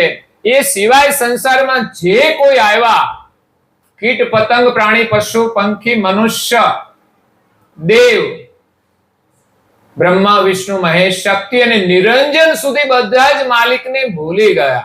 હા, માલિકે એને જે સામર્થ્ય આપ્યું છે ને એ નથી જતું રહેતું. નિરંજનની અંદર જે સામર્થ્ય છે આખા વિશ્વનું હેન્ડલ કરે છે,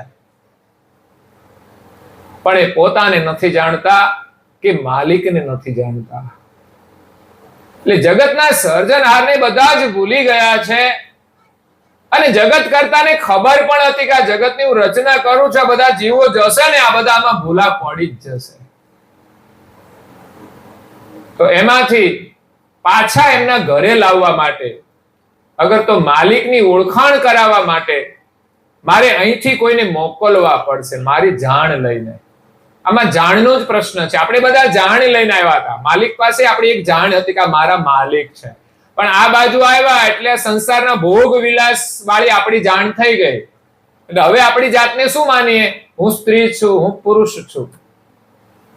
પછી આ સંસારના જે ભોગ આપણે ભુક્તમાન કરીએ છીએ એનું જ સ્મરણ કરીએ છીએ. ક્યારેય આપણે આપણા સ્વરૂપનું ચિંતન કરતા નથી કે આ શરીરમાં, આ શરીરને ચલાવનાર હું કોણ છું. દિવસમાં એક વખત તો એવો વિચાર થવો જોઈએ કે આ શરીરમાં હું છું, કોણ છું. આ શરીર પેલા ક્યાં હતા એની ખબર નથી, પણ હવે આ શરીરમાં છીએ તો એની ઓળખ કરી લઈએ. અને આ શરીર છૂટ્યા પછી આપણે ક્યાં જવાના એનો કોઈ વિચાર ખરો? કોઈ ચિંતા ખરી? કોઈ ચિંતા નહીં. ટેન્શન લીધું છે ક્યારે? મનમાં પ્રશ્ન થયો છે કે આ શરીરમાં આપણે કોણ છીએ? ઠીક છે, પણ આ શરીર છોડીને બધા જાય છે, પણ જાય છે ક્યાં? લોકો ખાટલા ગાદલા ગોદડા બધું મોકલાવે છે, ભગવાન જાણે ક્યાં ભેગા થતા હશે. આ કર્મકાંડની પરંપરા. આપણે જે કઈ કર્મકાંડ કરીએ એમાં બહુ મહત્વ નથી, મહત્વ છે ને ભજનનું છે. એમણે જેટલું ભજન કર્યું એમની સાથે આવશે. આ બધું એમને પ્રારબ્ધ પ્રમાણે રહ્યા, એમણે ભોગવ્યું. બાકીનું પ્રારબ્ધ એમના પરિવારનું છે કે એને વારસામાં મળ્યું. એમાંથી એનો એ જે ઉપયોગ કરે એ પ્રમાણે એનું કર્મ બને છે. પણ જીવ જેટલું ભજન કરીને જાય ભગવાનનું, કે આપણે ભગવાનના છીએ અને ભગવાનને મેળવવાની એક ચાહના, પછી કોઈ પણ ધર્મમાં જે ઈષ્ટને માનતા હોય એના દ્વારા પણ એક ધર્મની ચાહના થઈ જાય તો સારું છે કે એને ફરી માનવનું જીવન મળે છે. પણ સંસાર સુખની જ ચાહના કરી હોય ને એ જ ભોગવા હોય ને તો સમજવાનું કે 84 લાખ પ્રકારના જે શરીર છે ને એ ધારણ કરવા જ પડશે. કારણ કે પરિવારનું સુખ પ્રાણી પશુ પંખીમાં છે, એનો એ પરિવાર હોય છે. તમે જોતા જશો આજે પક્ષીઓ હોય, પ્રાણીઓ હોય, એને બચ્ચા પ્રત્યે કેટલો પ્રેમ હોય છે. તો એ પરિવારનું સુખ છે. એને પણ સારું સારું ખાવાનું ગમે કે ના ગમે? પશુઓ ભૂખ્યા હોય કે પક્ષીઓ, એને તમે દાણા નાખો કે ઘાસ નાખો, એ કેટલું ખાવા માટે ખુશ થઈ જાય છે.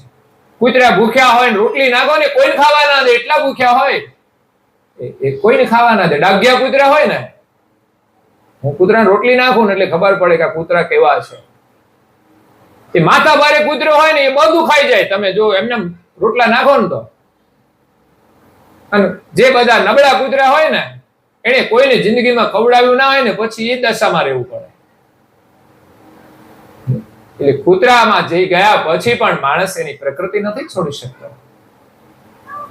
એટલે મારે તો ડાઘિયાને એક બાજુ રાખવો પડે, એને નાખવાનું, અને પેલાને બીજી બાજુ રાખીને એમને નાખવાનું. મને ખબર જ હોય ડાઘિયા ફરતા જ હોય દુનિયામાં, એટલે બધાને જરૂરિયાતમંદ બધાને મળે એના માટે પ્રયાસ કરું. પછી હવે તો હું લોકોને આપું છું, ભાઈ જે કરતા હોય એ ખરા, પણ હું જાઉં તો મારે ખોટ એ પડે કે મારે 1 કલાક નીકળી જાય છે. એટલે પછી જે મંદિરે આવે છે એમને આપી દઈએ એટલે 3 ફળિયામાં જતી રહે રોટલી. બોલો હું તો અહીંયા ફળિયામાં જાઉં, પેલા ફળિયામાં, પણ મંદિરમાં 3 ફળિયામાંથી આવે છે બધા. એટલે થોડી થોડી રોટલી જે કૂતરાના ભાગની હોય, જે દાતાઓ સહયોગ આપે છે અને એના સુધી પહોંચે છે, તો એનું પુણ્ય દાતાઓને મળે. અહીંયા આવ્યા પછી એ અનાજને દળવામાં આવે છે, તો અમારા સનાભાઈ છે ને દળાવા લઈ જાય છે, એને પણ મળે. પછી અમારી બહેનો છે ને રોટલી બનાવે છે, એમાં વિશેષ તો અમારે જિજ્ઞાસા બેન વધારે મુખ્ય છે, કોઈ દિવસ ખાલી ના હોય એમનો. બહુ મોટું પુણ્યનું કાર્ય છે. આપણને સમય હોય ને તો આવું બધું કરવું જોઈએ. હું તો અહીંની વાત કરું છું. મેં અહીંયા શરૂઆત કરી, એ કરી છે સૌરાષ્ટ્રના એક અરજણસુ ગામમાં. 1 મણ અનાજની રોટલી રોજ બનાવવામાં આવે છે. 1 મણ અનાજ, એમને 12 મહિનાનું 350 મણ અનાજ આવે છે. અત્યારે કબૂતરાના ચણ માટે એટલી ચણ આવે છે કે એમને પોતાને ત્યાંથી ચણ જરૂરથી વધારે આવી ગઈ, એટલે એને બીજા 7 ગામોની અંદર કેન્દ્રો શરૂ કર્યા, ત્યાં મોકલવાનું. ત્યાં લોકો નાખે સમયસર, એને પક્ષીઓને મળે. એટલે 1 મણની રોટલી બનાવે. એટલે શરૂઆતમાં એવું હતું કે બહેનો આવતી મંદિરે અને લોટ બાંધી આપતી. લોટ બાંધી દે એટલે ભાઈઓ છે ને પછી રોટલી બનાવે. અહીંયા છે કોઈ તૈયાર? હવે રાજુભાઈ કે આપણે એવું કરીએ કે બધાને નાસ્તો કરાવીએ એટલે બધા ભજનમાં આવે. હું તો કહું નાસ્તા માટે તો ઠીક છે, તમારા કલ્યાણ માટે કઈ સારી પ્રવૃત્તિ તમે મળીને કરો, બધા અહીંયા આવે, ભેગા થાય, આનંદ કરે, પણ કંઈક વિચાર કરો કે આપણે કંઈક આપણા કલ્યાણ માટેનું કાર્ય કરીએ.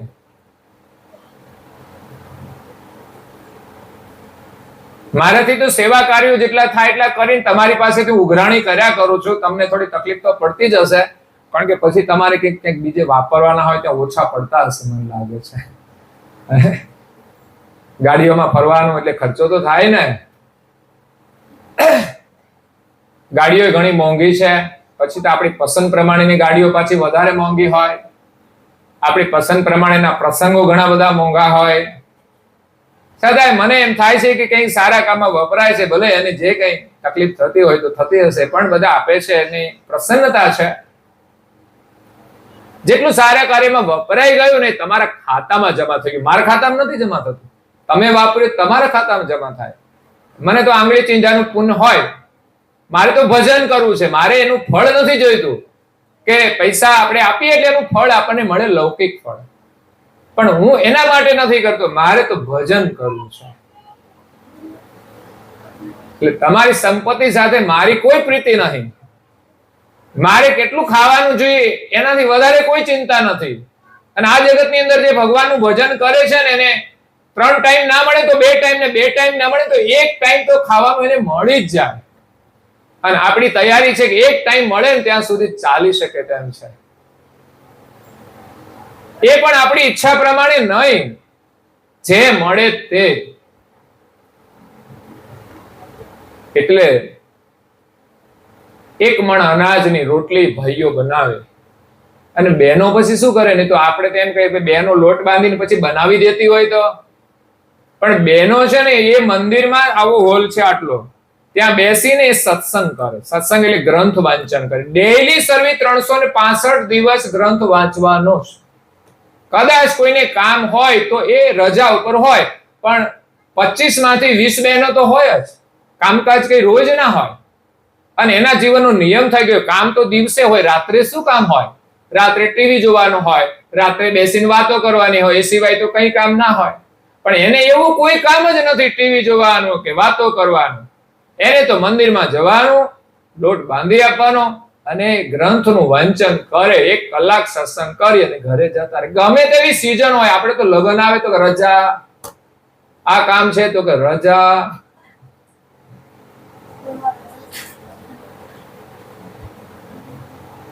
અત્યારે મશીન લાવ્યા છે લોટ બાંધવાનું, એટલે બહેનોને એટલી નિવૃત્તિ મળે એટલે બહેનો જઈને સીધા સત્સંગ કરે અને ભાઈઓ લોટ બાંધી અને 1 મણની રોટલી બનાવે. એટલે મને એમ થયું, મેં શરૂઆત મારી જાતે જ કરતી બનાવવાની. પછી તો આ બહેનો બધા સેવાભાવી છે, મંદિરમાં આવતા હોય, આનું બનાવતો હોય તો પછી કઈ બનાવવા તો ના દે. પણ ના આવ્યા હોય ત્યારે પણ મને ખબર હોય કે આજે કોઈ નથી, તો મને એમ થાય કે આજનો દિવસ ખાલી જાય અને કૂતરા ભૂખ્યા રહી જાય. આપણે રહીએ ને તો ચાલે, આપણા ઉપવાસ કામના શું? એટલે આપણા શાસ્ત્રોમાં કહ્યું છે તેમ કૂતરાને આપણે અવશ્ય રોટલી નાખવી જોઈએ. કાગડાઓને પણ આપીએ છીએ, કારણ કે આ બધા છે ને મિશ્રાહારી છે. જો એને શાકાહાર ના મળે ને તો એ માંસાહાર શોધે. એટલે પછી કોઈને હાડકા પડ્યા હોય ને એ ચૂસા કરે.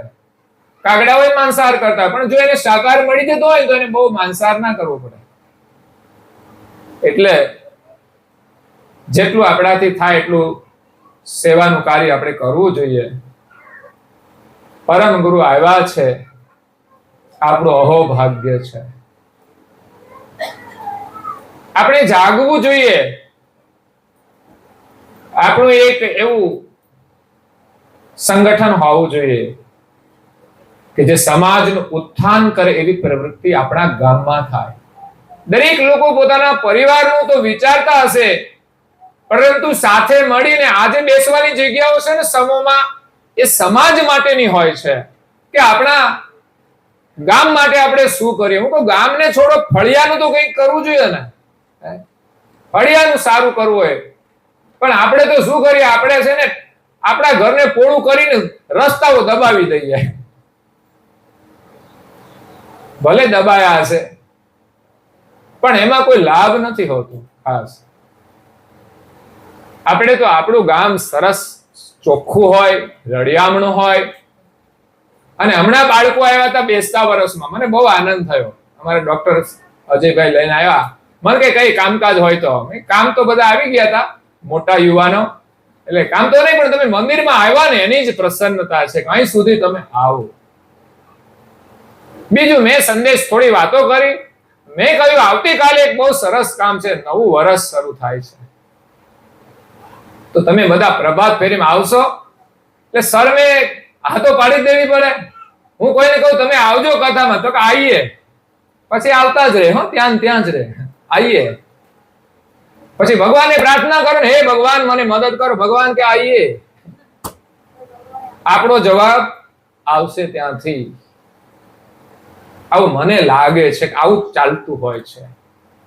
એટલે એ બધા યુવાનો જે નવી પેઢી કહેવાય, ભણે છે, કોઈ ભણીને નોકરી પર લાગ્યા છે એવા, પણ બધાએ પાલન કર્યું. મોટા ભાગના યુવાનો આવ્યા, એની બહુ ખુશી છે. બાળકો સવારે બેસતા વર્ષને દિવસે જાગે ને, તો એ જ એક સારા વર્ષની શરૂઆત કહેવાય. આ તો કે આ તો બેસતું વર્ષ છે, મોડા સુધી ઊંઘો, નિરાતે નાઈ ધોઈને જઈશું, શું ઉતાવળ છે?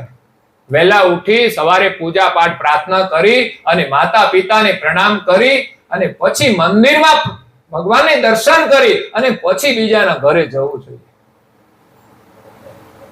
એ આપણા નવા વર્ષની શુભ શરૂઆત છે.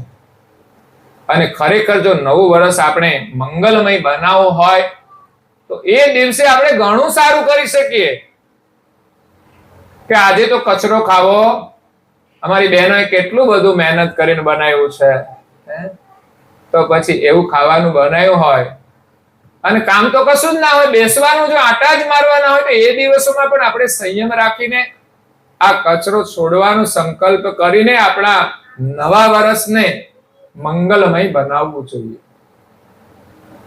પરમ ગુરુ તો આપણું જીવન મંગલમય બનાવવા માટે આવ્યા છે. આ માનવ જીવન છે ને, એ જ આપણા જીવનની દિવાળી છે.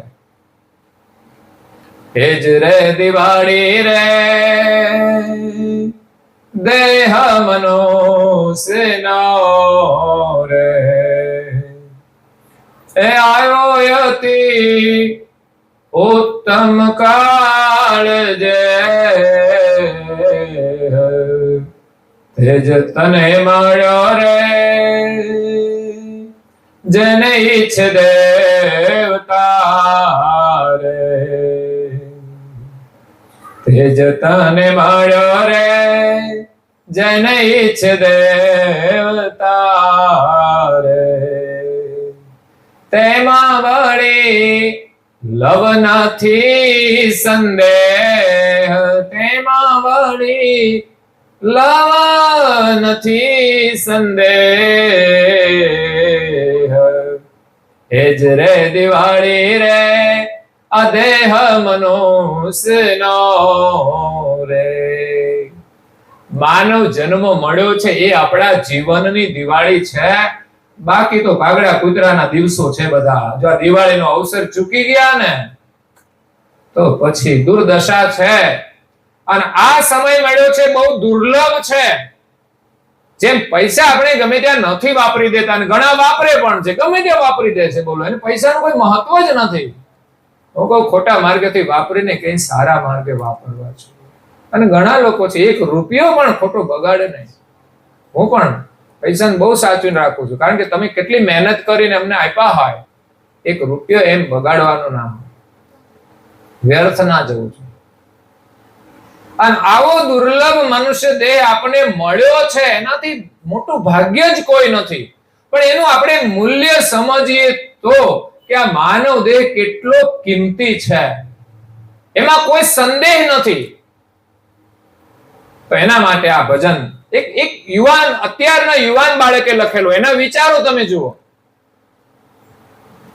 એને તું કરજે રે મંદિર મહારાજ નું રે,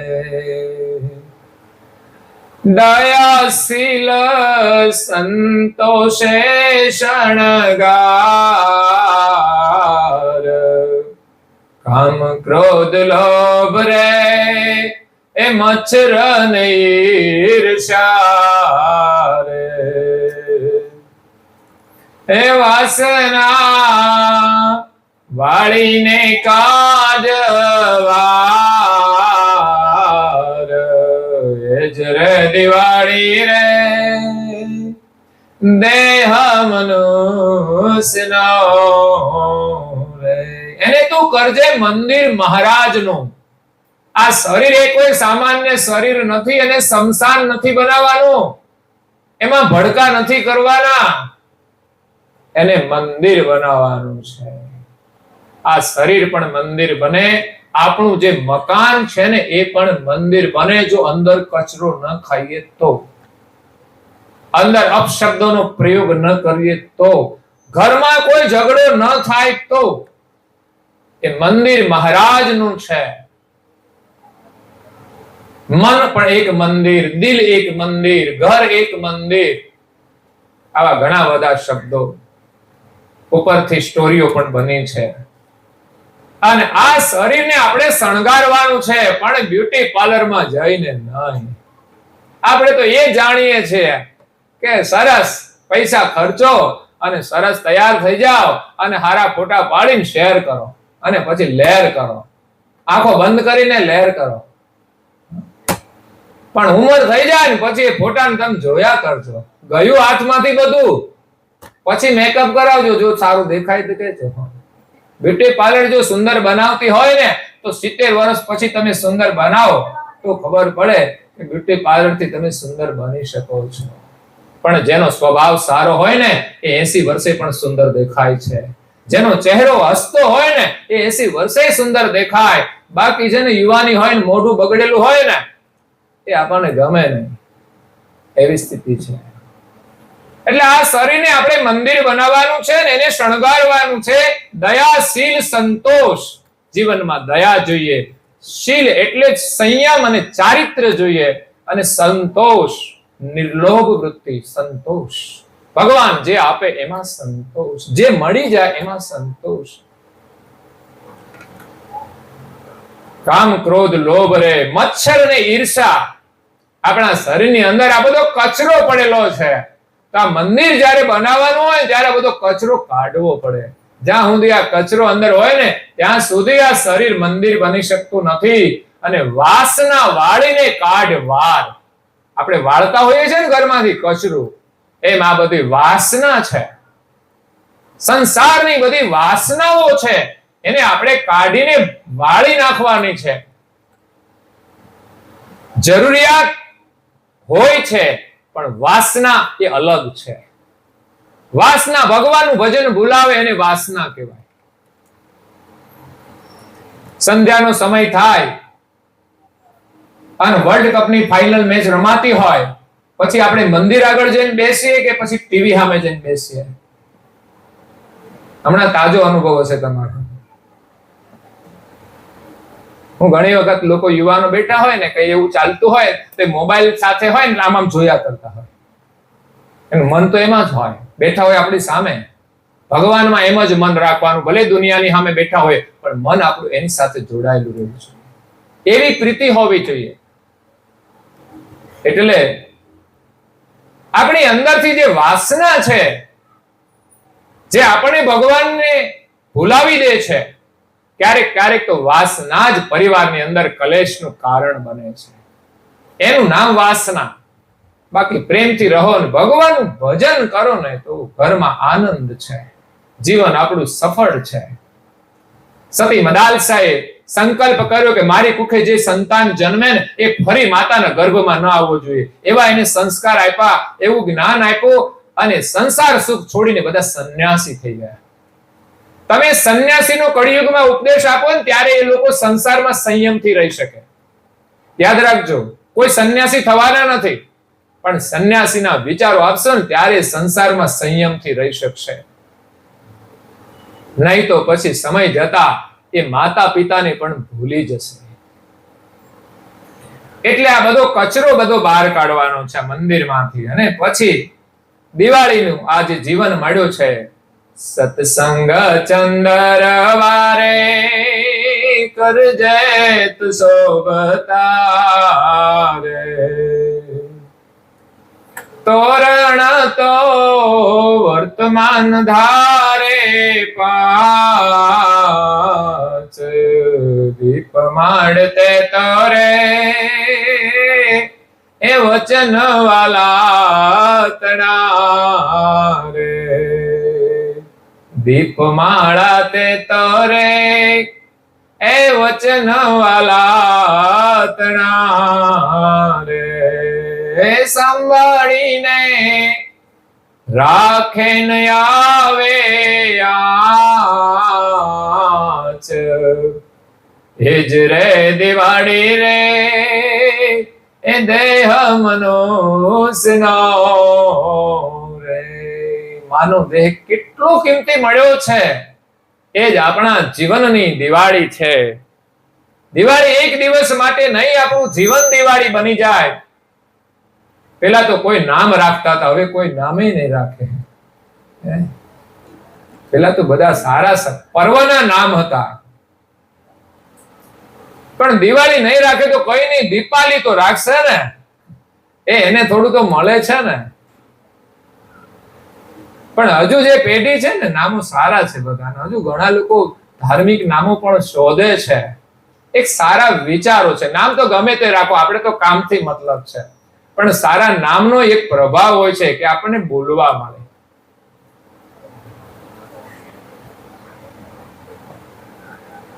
એટલે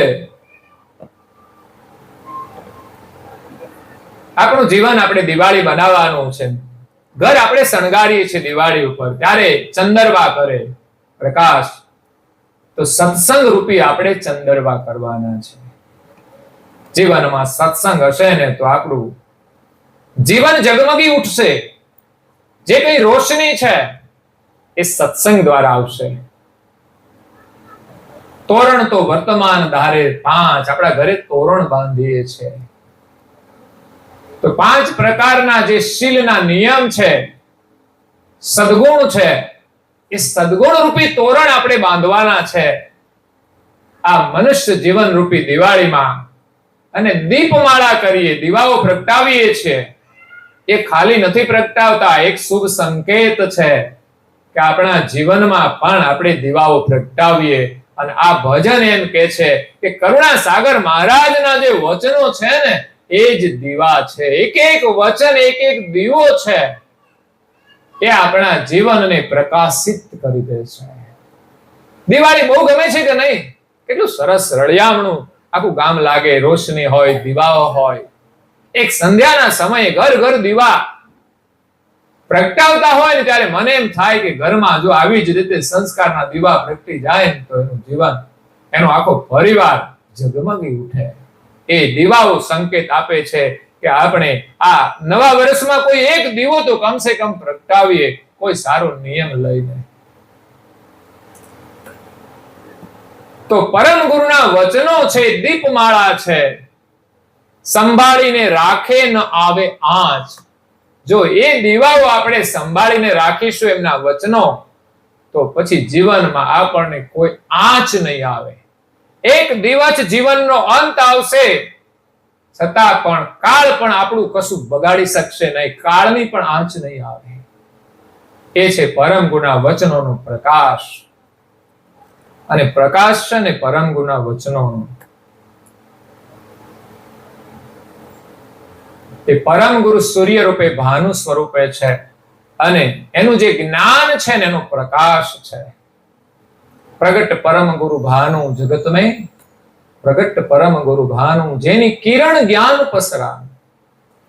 જ્ઞાનના જે કિરણ છે, પરમ ગુરુના જ્ઞાનના કિરણ જેના ઘરમાં હોય ને એના જીવનમાં પ્રકાશ હોય. એટલે એક તો ઘરમાં કિરણ છે,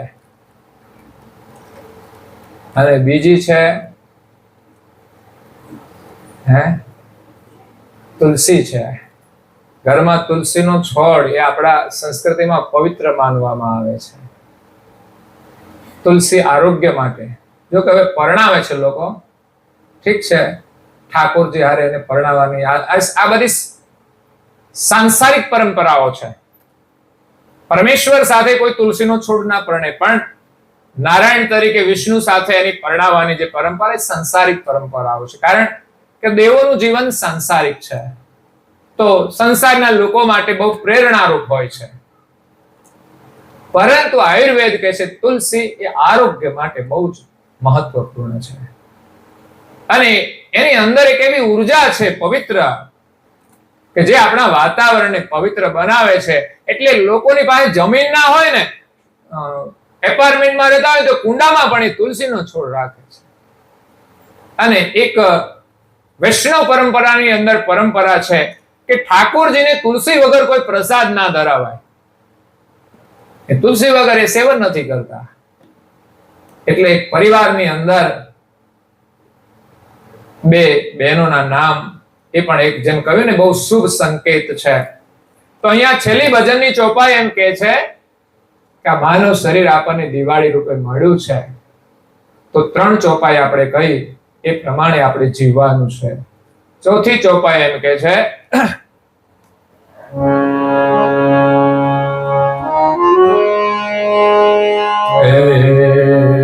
શુદ્ધ ચિત્ત રૂપી રે સિંહાસન કરે,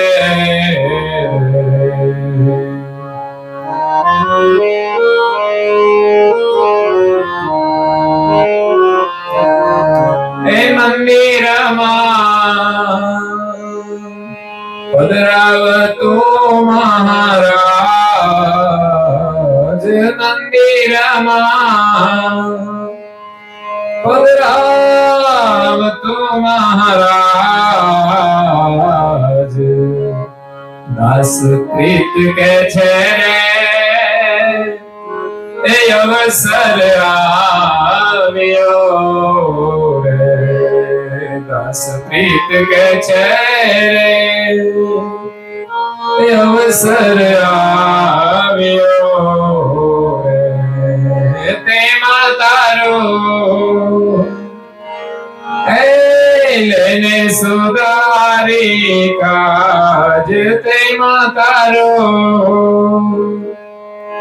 લેને સુધારી કાજ જલે દિવાળી રે દયામનો સેનો રે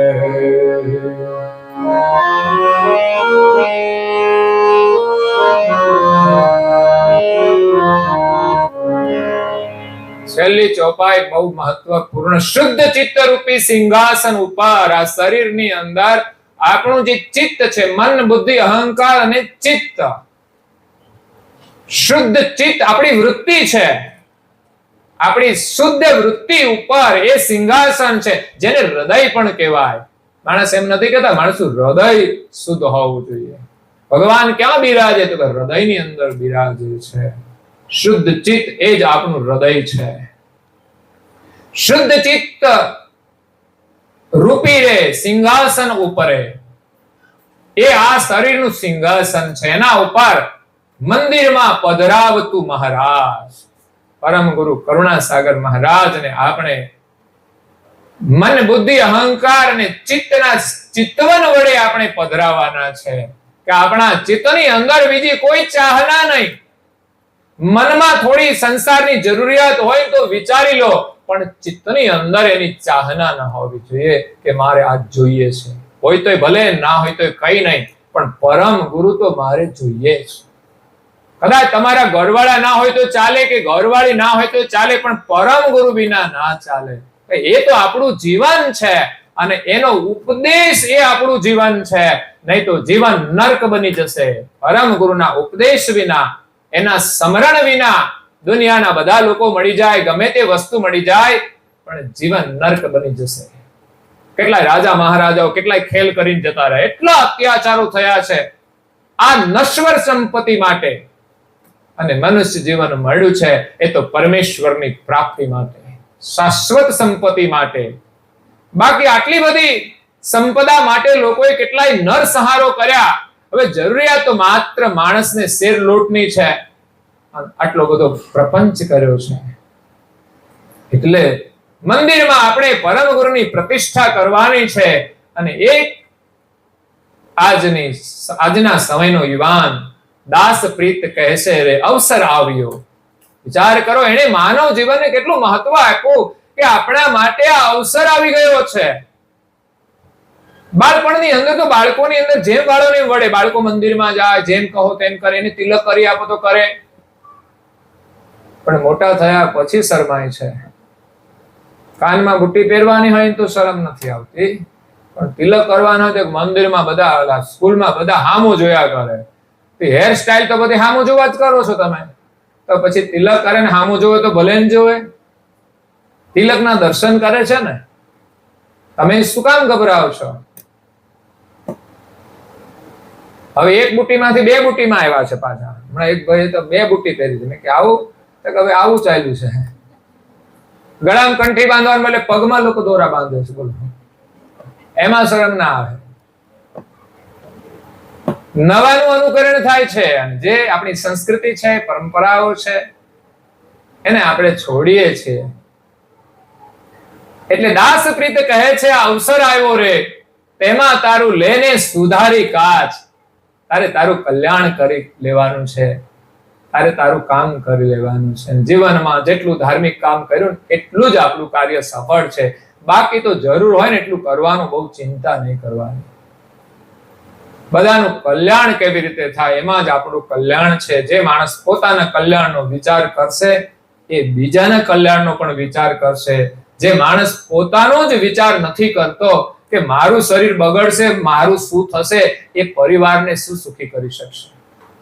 અને એવી આદતો હોય છે કે જેનાથી પરિવાર દુઃખીના ડાળિયા થઈ જાય. લોકો એમ કે દુઃખીના ડાળિયા થઈ ગયા. એટલે આપણે પોતાના સ્વાર્થનો વિચાર કરીએ તો પણ આપણે સારું જીવન જીવીએ. તો અંતમાં કૈવલધામવાસી કિરીટભાઈ સદગત આત્મા, જેનો સ્વભાવ બહુ સરળ અને શાંત હતો, અને બાળકોને પણ એમને સારું શિક્ષણ આપ્યું. પોતે પણ શિક્ષક હતા અને બાળકોને પણ શિક્ષણ આપ્યું છે. તો આર્થિક રીતે અને સગવડની દ્રષ્ટિએ પરિવાર સુખી સંપન્ન છે. સાથે સાથે પરમ ગુરુની જે કૃપા છે ને એ મહત્વનું છે. એટલે આજે એમના પાછળ જે પારાયણ કર્યું છે એની સાચી શ્રદ્ધાંજલિ તમે આ પારાયણને જીવનમાં ચરિતાર્થ કરજો.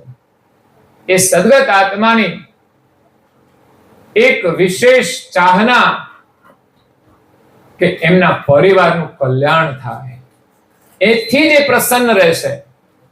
અને એનું કલ્યાણ પણ એમાં જ છે, અને એ જ જીવનની સાચી શ્રદ્ધાંજલિ છે. બાકી તો કબીર સાહેબ કહે છે કે લોકો ધર્મની અંદર માત્ર કર્મકાંડ કરે છે. તો એના માટે કહ્યું છે, ભજન બિના कैसे तरियो अंधेरी दुनिया, भजन बिना कैसे तरियो. मिट्टी का एक नाग बनाया उसी की पूजा करियो. सच्चा नाग जब घर में निकला लाठी लई धमकइयो. अंधेरी दुनिया भजन बिना कैसे तरियो. સમજાય છે ને? માટીનો નાગ હોય ને તો પૂજા કરે, ધાતુ ન હોય તો પૂજા કરે, પણ હાચો નીકળે તો મારો કે છે ને. એને કાઢી મુકાય ખરો, એને ઘરમાં રખાય નહીં, પણ મારી ના નખાય. એ કરડવાનો હશે ને એને ખબર નહીં પડે કરડી જશે. બાકી સાપ બધા છે ને એને ભય હોય છે કે મને કોઈ મારી ના નાખે. એ પણ એના સલામત જગ્યાએ રહેતા હોય છે. પછીની એક ચોપાઈ એમ કે છે, જીતે બાપ કો રોટી ન દેવે મરિયેલ કો ખવૈયો. જે ન આપતા હોય એના માટે કહ્યું છે, જીતે બાપ કો રોટી ન દેવે મરિયેલ કો ખવૈયો. મર્યા પછી તિથિ આવે ત્યારે ખવડાવો કહે છે. હતા ત્યારે ખવડાવ્યો તો કઈ લાભ થાત, હવે તો ઠીક છે. ગરીબોને ખવડાવો, ભૂખ્યાને ખવડાવો, એક પુણ્ય માટે છે. બાકી તો માતા પિતાને જીવતા જેટલી સેવા થઈ ગઈ ને એટલા જ આપણા માટે ભગવાનના આશીર્વાદ છે. જે માતા પિતાની સેવા કરે ને એ જ ભગવાનની ભક્તિ કરી શકે. સિદ્ધાંત તો એ છે ને કે માતા પિતા પ્રત્યેનું જે કર્તવ્ય છે ને એમાં સફળ થાય ને એ જ ભગવાન પ્રત્યેના કર્તવ્યમાં સફળ થાય. અહીંયા જે પરીક્ષામાં નાપાસ થાય ને, પ્રાથમિકમાં ફેલ થયા હોય, કઈથી હાઈસ્કૂલમાં જવાના છે? આ પ્રાથમિક શાળાનો અભ્યાસ છે, પરિવાર એમાં સફળ થયા તો તમારું એડમિશન આગળ થઈ જશે. જીતે બાપ કો રોટી ન દેવે મરિયેલ કો ખવૈયો. કહત કબીર સુનો ભાઈ સાધુ હાડ ગંગ લઈ જઈયો. અંધેરી દુનિયા ભજન બિના कैसे તરિયો. પછી હાડકા લઈને ક્યાં જવાનું? તો ગંગાજી પધરાવવાના. મને નથી સમજાતું આ પરંપરા જ્યાંથી આવી છે ત્યાંથી આપણે માનીએ છીએ બધા કે આ તો કરવું જ પડે, ના કરે તો લોકો એમ કહે ને કે આપણે તો હાડકાય પધરાવ્યા નહીં. ગયા પછીની ઘણી બધી વિધિઓ કર્મકાંડની છે. ખાટલા ના કાઢો તો કોઈ ના કહે, એ તો ઠીક છે, આખી દુનિયામાં બધા નથી ખાટલા કાઢતા. એમ આ બધી વિધિઓ ગયા પછીની જે વસ્તુઓ છે એ તો પ્રકૃતિની છે, પ્રકૃતિમાં ભળી જવાની છે. એની સાથે એના કલ્યાણનો કોઈ સંબંધ નથી કે અવગતિનો પણ કોઈ સંબંધ નથી. પણ છતાં લોકો કરતા હોય છે. એનું કલ્યાણ તો જીવતા થવાનું છે. તમારે જે કઈ સેવા કરવાની ને જીવતા કરવાની. પાછળથી જે કરવાનું છે એ પુણ્યદાન છે, કોઈને મદદરૂપ થવાનું છે, કોઈ ધર્મ કાર્ય છે. એના માટે કરીને એમની જે કઈ સંપદા હોય એમાંથી આપણે સદકાર્યમાં વાપરવાની છે. એ હતા ત્યાં સુધી આપણી એની જવાબદારી હતી, આપણે એનો ઉપયોગ કર્યો. હવે આપણે મોટા થઈ ગયા છીએ, આપણે એની જરૂર ના હોય તો વિશેષ આપણે એ જ સંપદાનો ઉપયોગ ધર્મ કાર્યમાં કરીએ.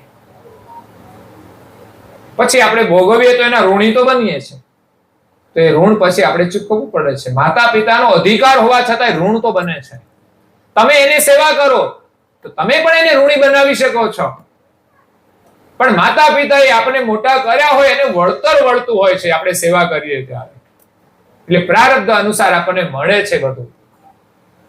તો ભજન કરવાનું મહત્વ છે બંધનમાંથી છૂટવા માટે. તો અહીંયા કૈવલના વાસી કિરીટભાઈ, એમનો સ્વભાવ બહુ સરળ, એમનું સરળ જીવન. આમ તો આખો પરિવાર બધા સંસ્કાર સંપન્ન છે, 2 દીકરાઓ છે, પણ સાથે મેં જેમ રહેવાનું કહ્યું ને એવા ઉત્તમ સંસ્કારો છે, અને એ જ પરિવારમાં સુખ છે. એનાથી સંપત્તિનો પણ લાભ છે અને પરિવારનું એક સુખ મળે છે. પણ મેં કહ્યું તેમ પરિવારના સુખથી ઉપર ઉઠીને આખો પરિવાર જ્યારે પરમ ગુરુનું સુખ લે ને ત્યારે એને શ્રેષ્ઠ સુખ મળે છે. એ સુખને કોઈ છીનવી નહીં શકે. ભલે સમય બદલાતો રહે, પરિસ્થિતિ બદલાતી રહે, પણ પરમ ગુરુ પાસેથી મળતું સુખ એ કોઈ છીનવી નહીં શકે. અને હંમેશા પરિવારમાં આવતી જે સમસ્યાઓ છે એની સામે લડવાની શક્તિ આપે છે. આપણે પરિવારમાં પ્રેમ હોય પણ મુશ્કેલી આવે ને ત્યારે આપણે બધા જ દુઃખી થઈ જઈએ છીએ, પીછેહટ કરી જઈએ. પરંતુ પરમ ગુરુની કૃપા હોય ને તો આપણે એની સામે લડીએ છીએ યોગ્ય રીતે, અને એ મુશ્કેલીઓ જલ્દી દૂર થાય છે. કારણ કે કર્મ આધીન બધું આવે છે, પણ જ્યારે પરમ ગુરુ આપણી સાથે હોય ને ત્યારે પરિસ્થિતિમાંથી આપણે નીકળી જઈએ છીએ. નહીં તો ઘણીવાર લોકોની પાસે સમજણ ના હોય ને તો કલેશોનું સર્જન થાય, યા તો જીવન પણ લોકો ટૂંકાવી દેતા હોય છે. આવી ઘણી સમસ્યાઓ થતી હોય છે. તો પરમ ગુરુની કૃપા, એમના સાનિધ્યનું સુખ એ જ શ્રેષ્ઠ સુખ છે. બાકી તો છે ને સ્વપ્નની જેમ આવ્યું ને ગયું, હો, કઈ રહ્યું નહીં. જીવનમાં કેટલોય આનંદ તમે ભોગમાં કર્યો, પણ ઉંમર થયા પછી એમાંનો કોઈ આનંદ તમને મળે તો કહેજો. પછી તમારી કોઈ ઈચ્છા નહીં રહે. પણ સાચો આનંદ છે પરમ ગુરુને સ્મરણનો છે, સર્જનહારના સ્મરણનો છે. પરમ ગુરુ અને સર્જનહાર બે જુદા નથી, એકમેક છે. અને સર્જનહારને માત્ર એક પરમ ગુરુ જાણે છે.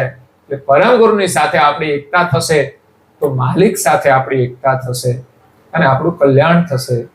તો આ વર્ષે આપણે બધાએ કૈવલ મંત્ર લેખન યજ્ઞ શરૂ કર્યો છે. તમને બધાને ખબર છે કે નવા મંદિરનું નિર્માણ આપણે કરી રહ્યા છીએ. તો એની અંદર પધરાવા માટે મેં પુસ્તિકાઓ નવી છાપી અને લખ્યું છે મંદિર પ્રતિષ્ઠા કૈવલ મંત્ર લેખન યજ્ઞ સોનાર્ય. તો આપણે બધાએ એની અંદર યોગદાન આપવાનું છે. કદાચ બધા નહીં લખતા હોય, જે ઉંમરવાળા છે લખી શકતા હશે એટલા લખે છે, પણ કોઈ પરમ ગુરુના તમામ અનુયાયી આ એક યજ્ઞની અંદર જોડાઈને આહુતિ આપે તો પરમ ગુરુના એક એમને આશીર્વાદ મળે, બાળકોને પણ સારા સંસ્કાર મળે, વેકેશનના સમયનો પણ વધારે ઉપયોગ આવા કાર્યની અંદર કરીને આપણે પરમ ગુરુના આશીર્વાદ લઈ અને કૈવલનું સ્મરણ કરવાનું છે. તો બધા મનથી સંકલ્પ કરજો. અને આજના માટે તો તમારા પરિવાર માટે પણ એક આ ઉત્તમ શ્રદ્ધાંજલિ છે કે વર્ષમાં એક બુક આપણે લખવાની છે. 2-3 વર્ષ સુધી કામ ચાલશે તો 2-3 બુકો લખાય, ને વધારે લખાય તો સારું, પણ ઓછામાં ઓછી એક બુક. અને રોજે ઓછામાં ઓછા 120 મંત્ર એટલે 5 જ મિનિટ કે 6 મિનિટ કે 7 મિનિટ થશે. પછી એવું નથી કે જલ્દી જલ્દી લખી નાખો, કામ પૂરું કરવાનું એવું નહીં. સ્મરણ સાથે લખજો, શાંતિથી લખજો. લખતી વખતે કોઈની સાથે વાતો ન થાય એવો સમય જોઈને કરજો, અને એક સ્થાને બેસીને શાંત ચિત્તથી આપણે કૈવલનું સ્મરણ કરતા કરતા કૈવલ મંત્રનું લેખન કરીએ. અને એ મંત્રોની આપણે પ્રતિષ્ઠામાં પૂજા કરીશું. અને આપણું જે યોગદાન છે એ મંદિરની પ્રતિષ્ઠા હોય ને ત્યાં સુધી એની ઉર્જા રહે અને આપણને આશીર્વાદ મળતા રહે, આપણી ભાવિ પેઢીને આશીર્વાદ મળતા રહે. મેં પણ 1992 ની અંદર સારસાપુરીમાં જ્યારે પ્રતિષ્ઠા મહોત્સવ થયો હતો, શતાબ્દી પ્રતિષ્ઠા મહોત્સવ મંદિરનો, ત્યારે આ મંત્ર લેખન કરવાની મને એક બહુ જિજ્ઞાસા થઈ હતી. હું લખ્યા જ કરતો, કામ કરું અને જે નવરાશ મળે ને બધો સમય લખવામાં જ કાઢતો. હું ત્યારે મુંબઈમાં રહેતો, છતાં પણ ક્યાંય ફરવા નહોતો જતો અને મેં રસ છોડી દીધો હતો. એ સમયે મેં સંકલ્પ કર્યો હતો કે મારે હવે સાધુ જીવનમાં જવું છે. એટલે પછી એ સમયે 5 લાખ મંત્રો લખ્યા હતા, 1 વર્ષમાં, 1.25 વર્ષમાં. એટલે આ એક સંસ્કાર માટેની પ્રક્રિયા છે. પરમ ગુરુમાં આપણી લગ્ની લાગે અને આપણો સમય એની સાથે જોડાય.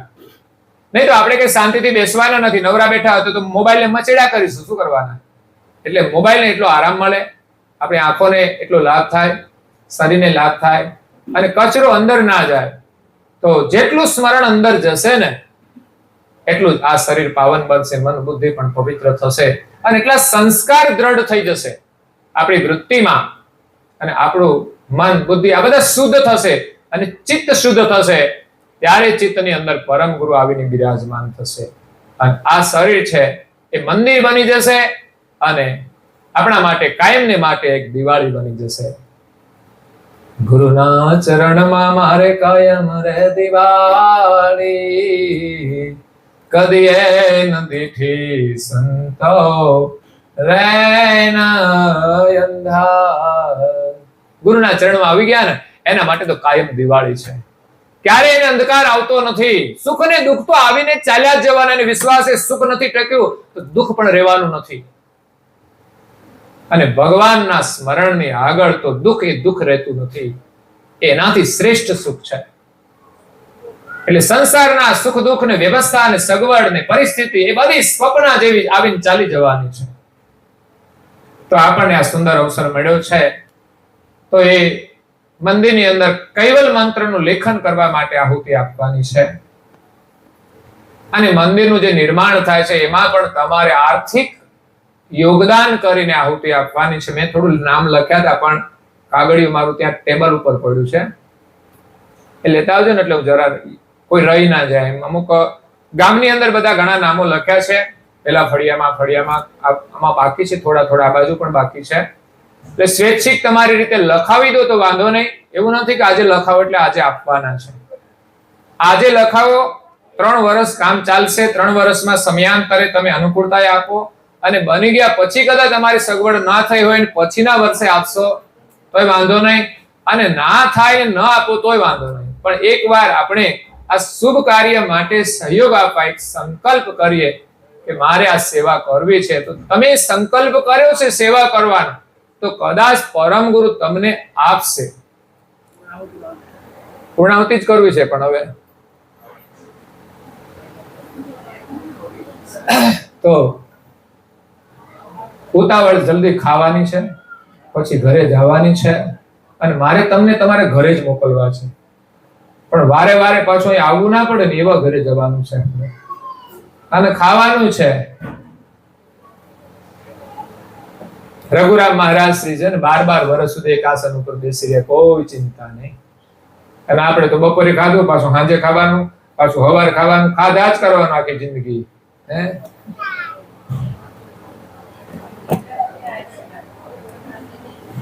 જિંદગીમાં કેટલું ખાધું હશે એ ખબર નહીં.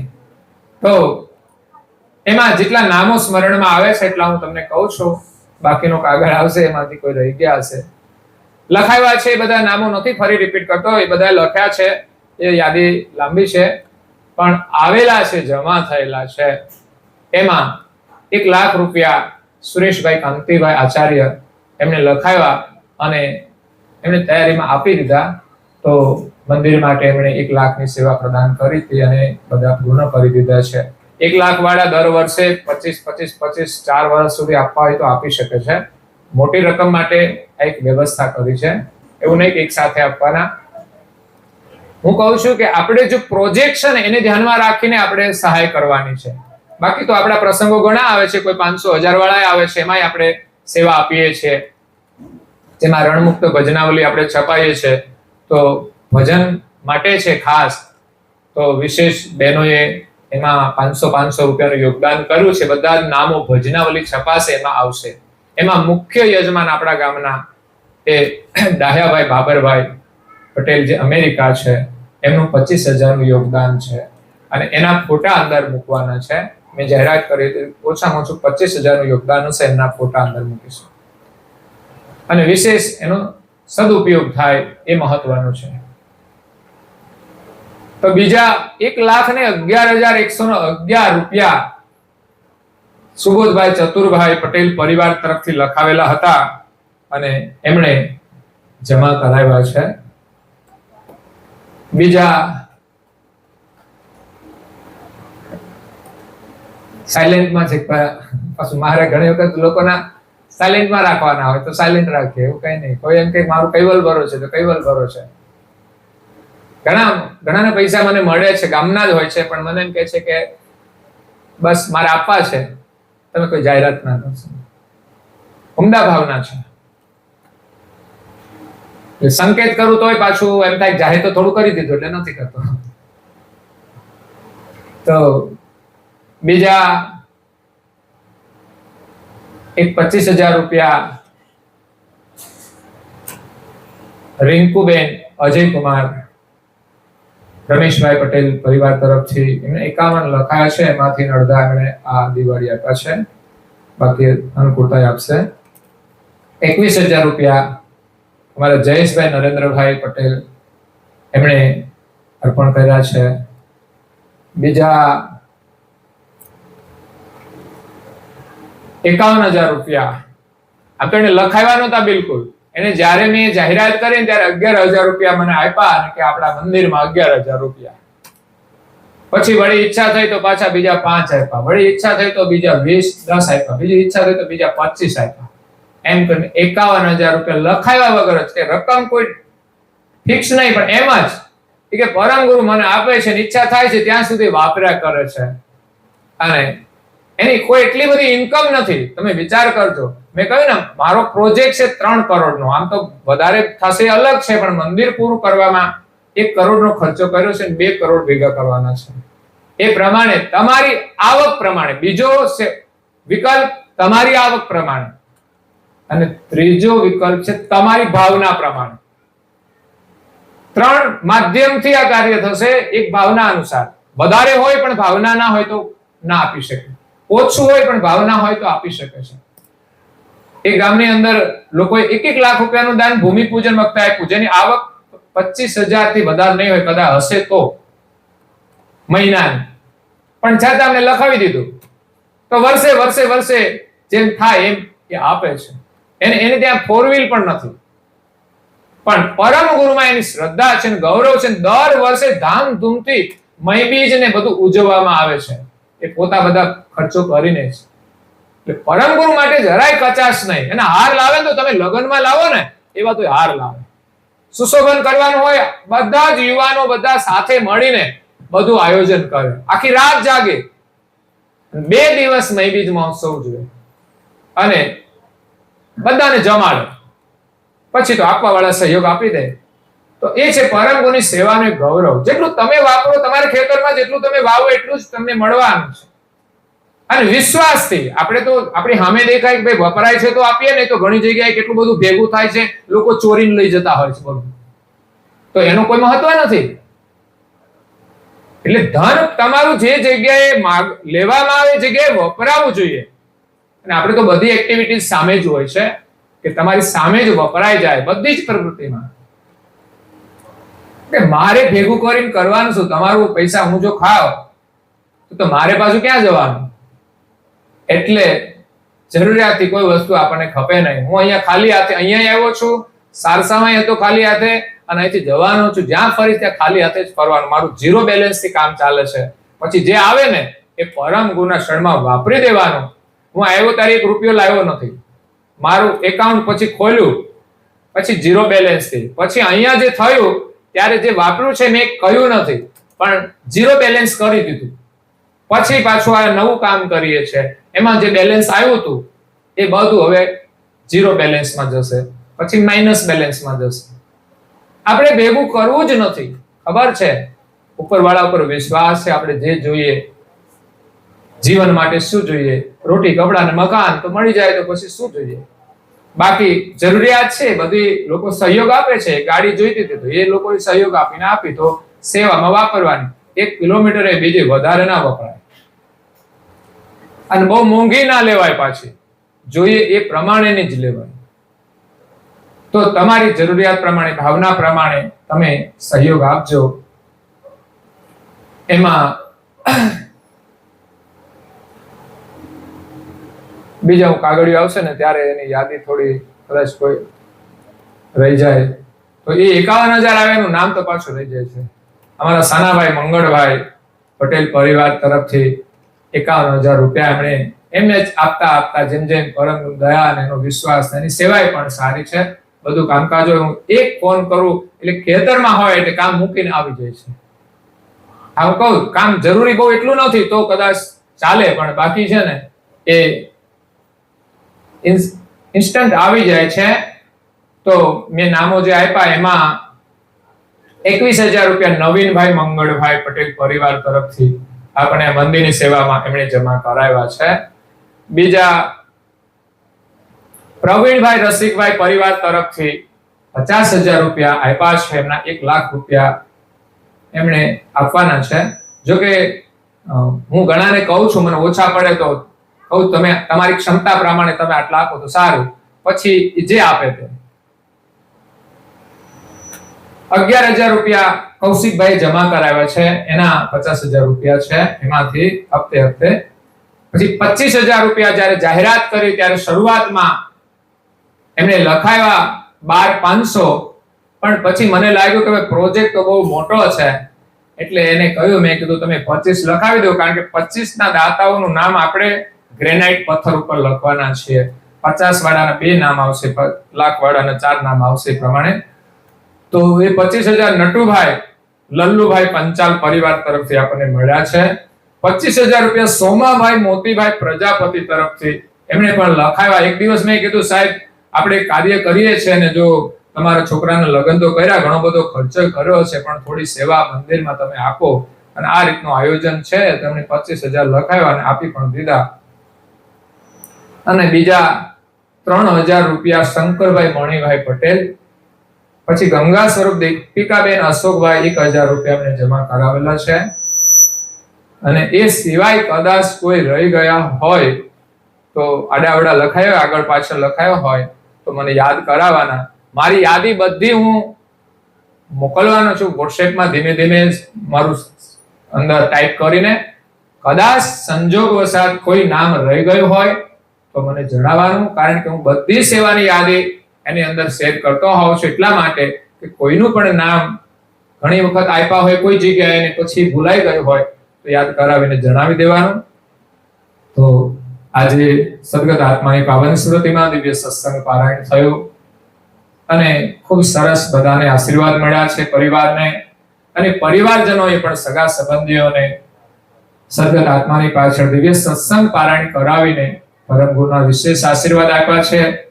એટલે આજે સૌ આપણે સદગત આત્માને શ્રદ્ધાંજલિ આપવા માટે આવ્યા છીએ, ત્યારે આવો દિવ્ય લાભ લઈ અને પરમ ગુરુના શરણમાં પ્રાર્થના કરીએ છીએ. સદગત આત્માને પરમ શાંતિ મળે, આપના ચરણમાં નિવાસ મળે, ફરી માનવનું જીવન મળે અને જીવનું કલ્યાણ થાય. એ સિવાય આપણે પાછળથી કશું મોકલવું નથી. એના પાછળ જેટલું સારું કામ થશે પુણ્યદાન એ આપણે એના નિમિત્તે કરવાનું, પણ વિશેષ લાભ તો કરનારને મળે છે. એટલે નિમિત્ત હોય એને પણ લાભ તો મળતો જ હોય છે. તો આજે આપ સૌને પણ પરમ ગુરુના આશીર્વાદ છે. આપણે જે કઈ સેવાકીય પ્રવૃત્તિઓ ચાલે છે એમાં બાળકોને પણ હમણાં બટુક ભોજન આપણે કરાવીએ છીએ, જે ભાદરવા પૂર્ણિમા નિમિત્તે હતું. જે સદગત આત્માઓ થયા હોય એના વર્ષમાં આપણે જે શ્રાદ્ધ કરીએ છીએ એ નિમિત્તે જે લોકો આપે છે ભાદરવા પૂર્ણિમામાં, એમાં આપણે બાળકોને પણ એક જમાડવાનો સંકલ્પ હતો, પણ આ વખતે આપણે રવિવાર હતો અને ના જમાડ્યા. એટલે મને એમ થયું કે આપણે સમયાંતરે બાળકોને જમાડીશું. એમાં બીજા બધા પ્રાથમિક શાળાના બાળકોને બધી પરાઓને જમાડી દીધા છે, પણ હવે હાઈસ્કૂલ એક બાકી છે. આ વેકેશન ખુલતા આપણે એને જમાડવાના છીએ. અને જે દાતાઓએ સહયોગ આપ્યો છે બાળકોની સેવા માટે, એનું પણ આપણે નામ જ્યારે જમાડીએ છીએ ત્યારે એમાં નોંધતા હોઈએ છીએ. અને ખાસ પ્રયોગ આ એટલા માટે છે કે બાળકોને તો આપણે હાઈસ્કૂલ અને પ્રાથમિક આપણી સ્થાનિકને જમાડતા હતા, પણ કોઈ પરાને નહોતા જમાડતા. પણ મને એમ થયું કે પરાના બાળકો ક્યારે આ જેઠોલીમાં આવતા હોય કે ન આવતા હોય, અને મંદિરમાં તો પાછા ક્યારે આવે. એટલે આપણે સ્પેશિયલી સ્કૂલમાંથી બધા બાળકોને શનિવારે બોલાવી અને 1 કલાકની સભા લઈ બાળકોને સારી વાતો કરી, સંસ્કાર આપી અને પ્રસાદ લઈને બાળકને મોકલીએ છીએ. એ બાળક એટલું પ્રસન્ન થાય છે કે જેથી બાળકોની અંદર સંસ્કારનું નિર્માણ થાય અને જે કોઈ એમાં સેવા આપે છે એને પણ એના આશીર્વાદ પ્રાપ્ત થાય. એટલે એ પણ એક આપણું સેવા કાર્ય અહીંયા ચાલે છે અને બીજા કાર્યો ચાલે છે. એમાં તો સમયાંતરે હું માંગુ છું, મેં જે કઈ સેવાકીય પ્રવૃત્તિ ચાલે છે ત્યારે હું ઉઘરાણી તો કરતો જ હોઉં છું. તમારા બધા બહાર બધા નોકરી કરતા હોય, મારે ફોન કરીને કરવી પડે. એટલે કિંજલભાઈ અહીંયા આવે બહારથી નોકરી કરતા કરતા, એટલે હું રજૂઆત કરું કે આવું કઈ કામ ચાલે છે. કે કઈ વાંધો નહીં, તમે કોને વાંધો નહીં, જે લખવું હોય તો લખી દેજો ને. એટલે ક્યારેય પણ એમણે એવું નથી કીધું કે હું નહીં આપું કે મારી પાસે નથી. પરિસ્થિતિ હોય એ પ્રમાણે કદાચ વહેલા મોડું કહે. આ મંદિર માટે મોટી રકમ છે, એના માટે તો આપણે બધાને સમય આપ્યો છે, પણ એ સિવાય ગામના જે પ્રસંગો આવે છે એ બધા ગામના લોકોના સહયોગથી થાય છે. એમાં જ્યારે જરૂર હોય ત્યારે ઉઘરાણી કરીએ છીએ, તો બધા 500-1000 ની જે જરૂરિયાત હોય લોકો સ્વેચ્છાથી આપે છે.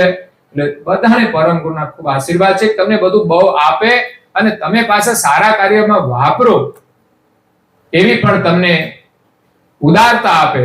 નહીં તો પૈસા આવશે ને ગમે ત્યાં વપરાઈ જશે, તમને પાછા જોડે જોડે લઈ જશે. અમને ચિંતા એ છે, ઘણા યુવાનો ભટકી જાય છે, ખોટા માર્ગે પૈસા વાપરે છે, તો એમ થાય તમારા ધનનો વ્યય થાય છે, દુર્વ્યય. એની જગ્યાએ સદુપયોગ થાય તો આપણે કઈ સુકૃત તો કરવું પડશે. એટલે અને અમારા રાજુભાઈના છે 5 લાખ રૂપિયા લખાવેલા, પણ એમાંથી એમણે 3 લાખ જમા કરાયા છે.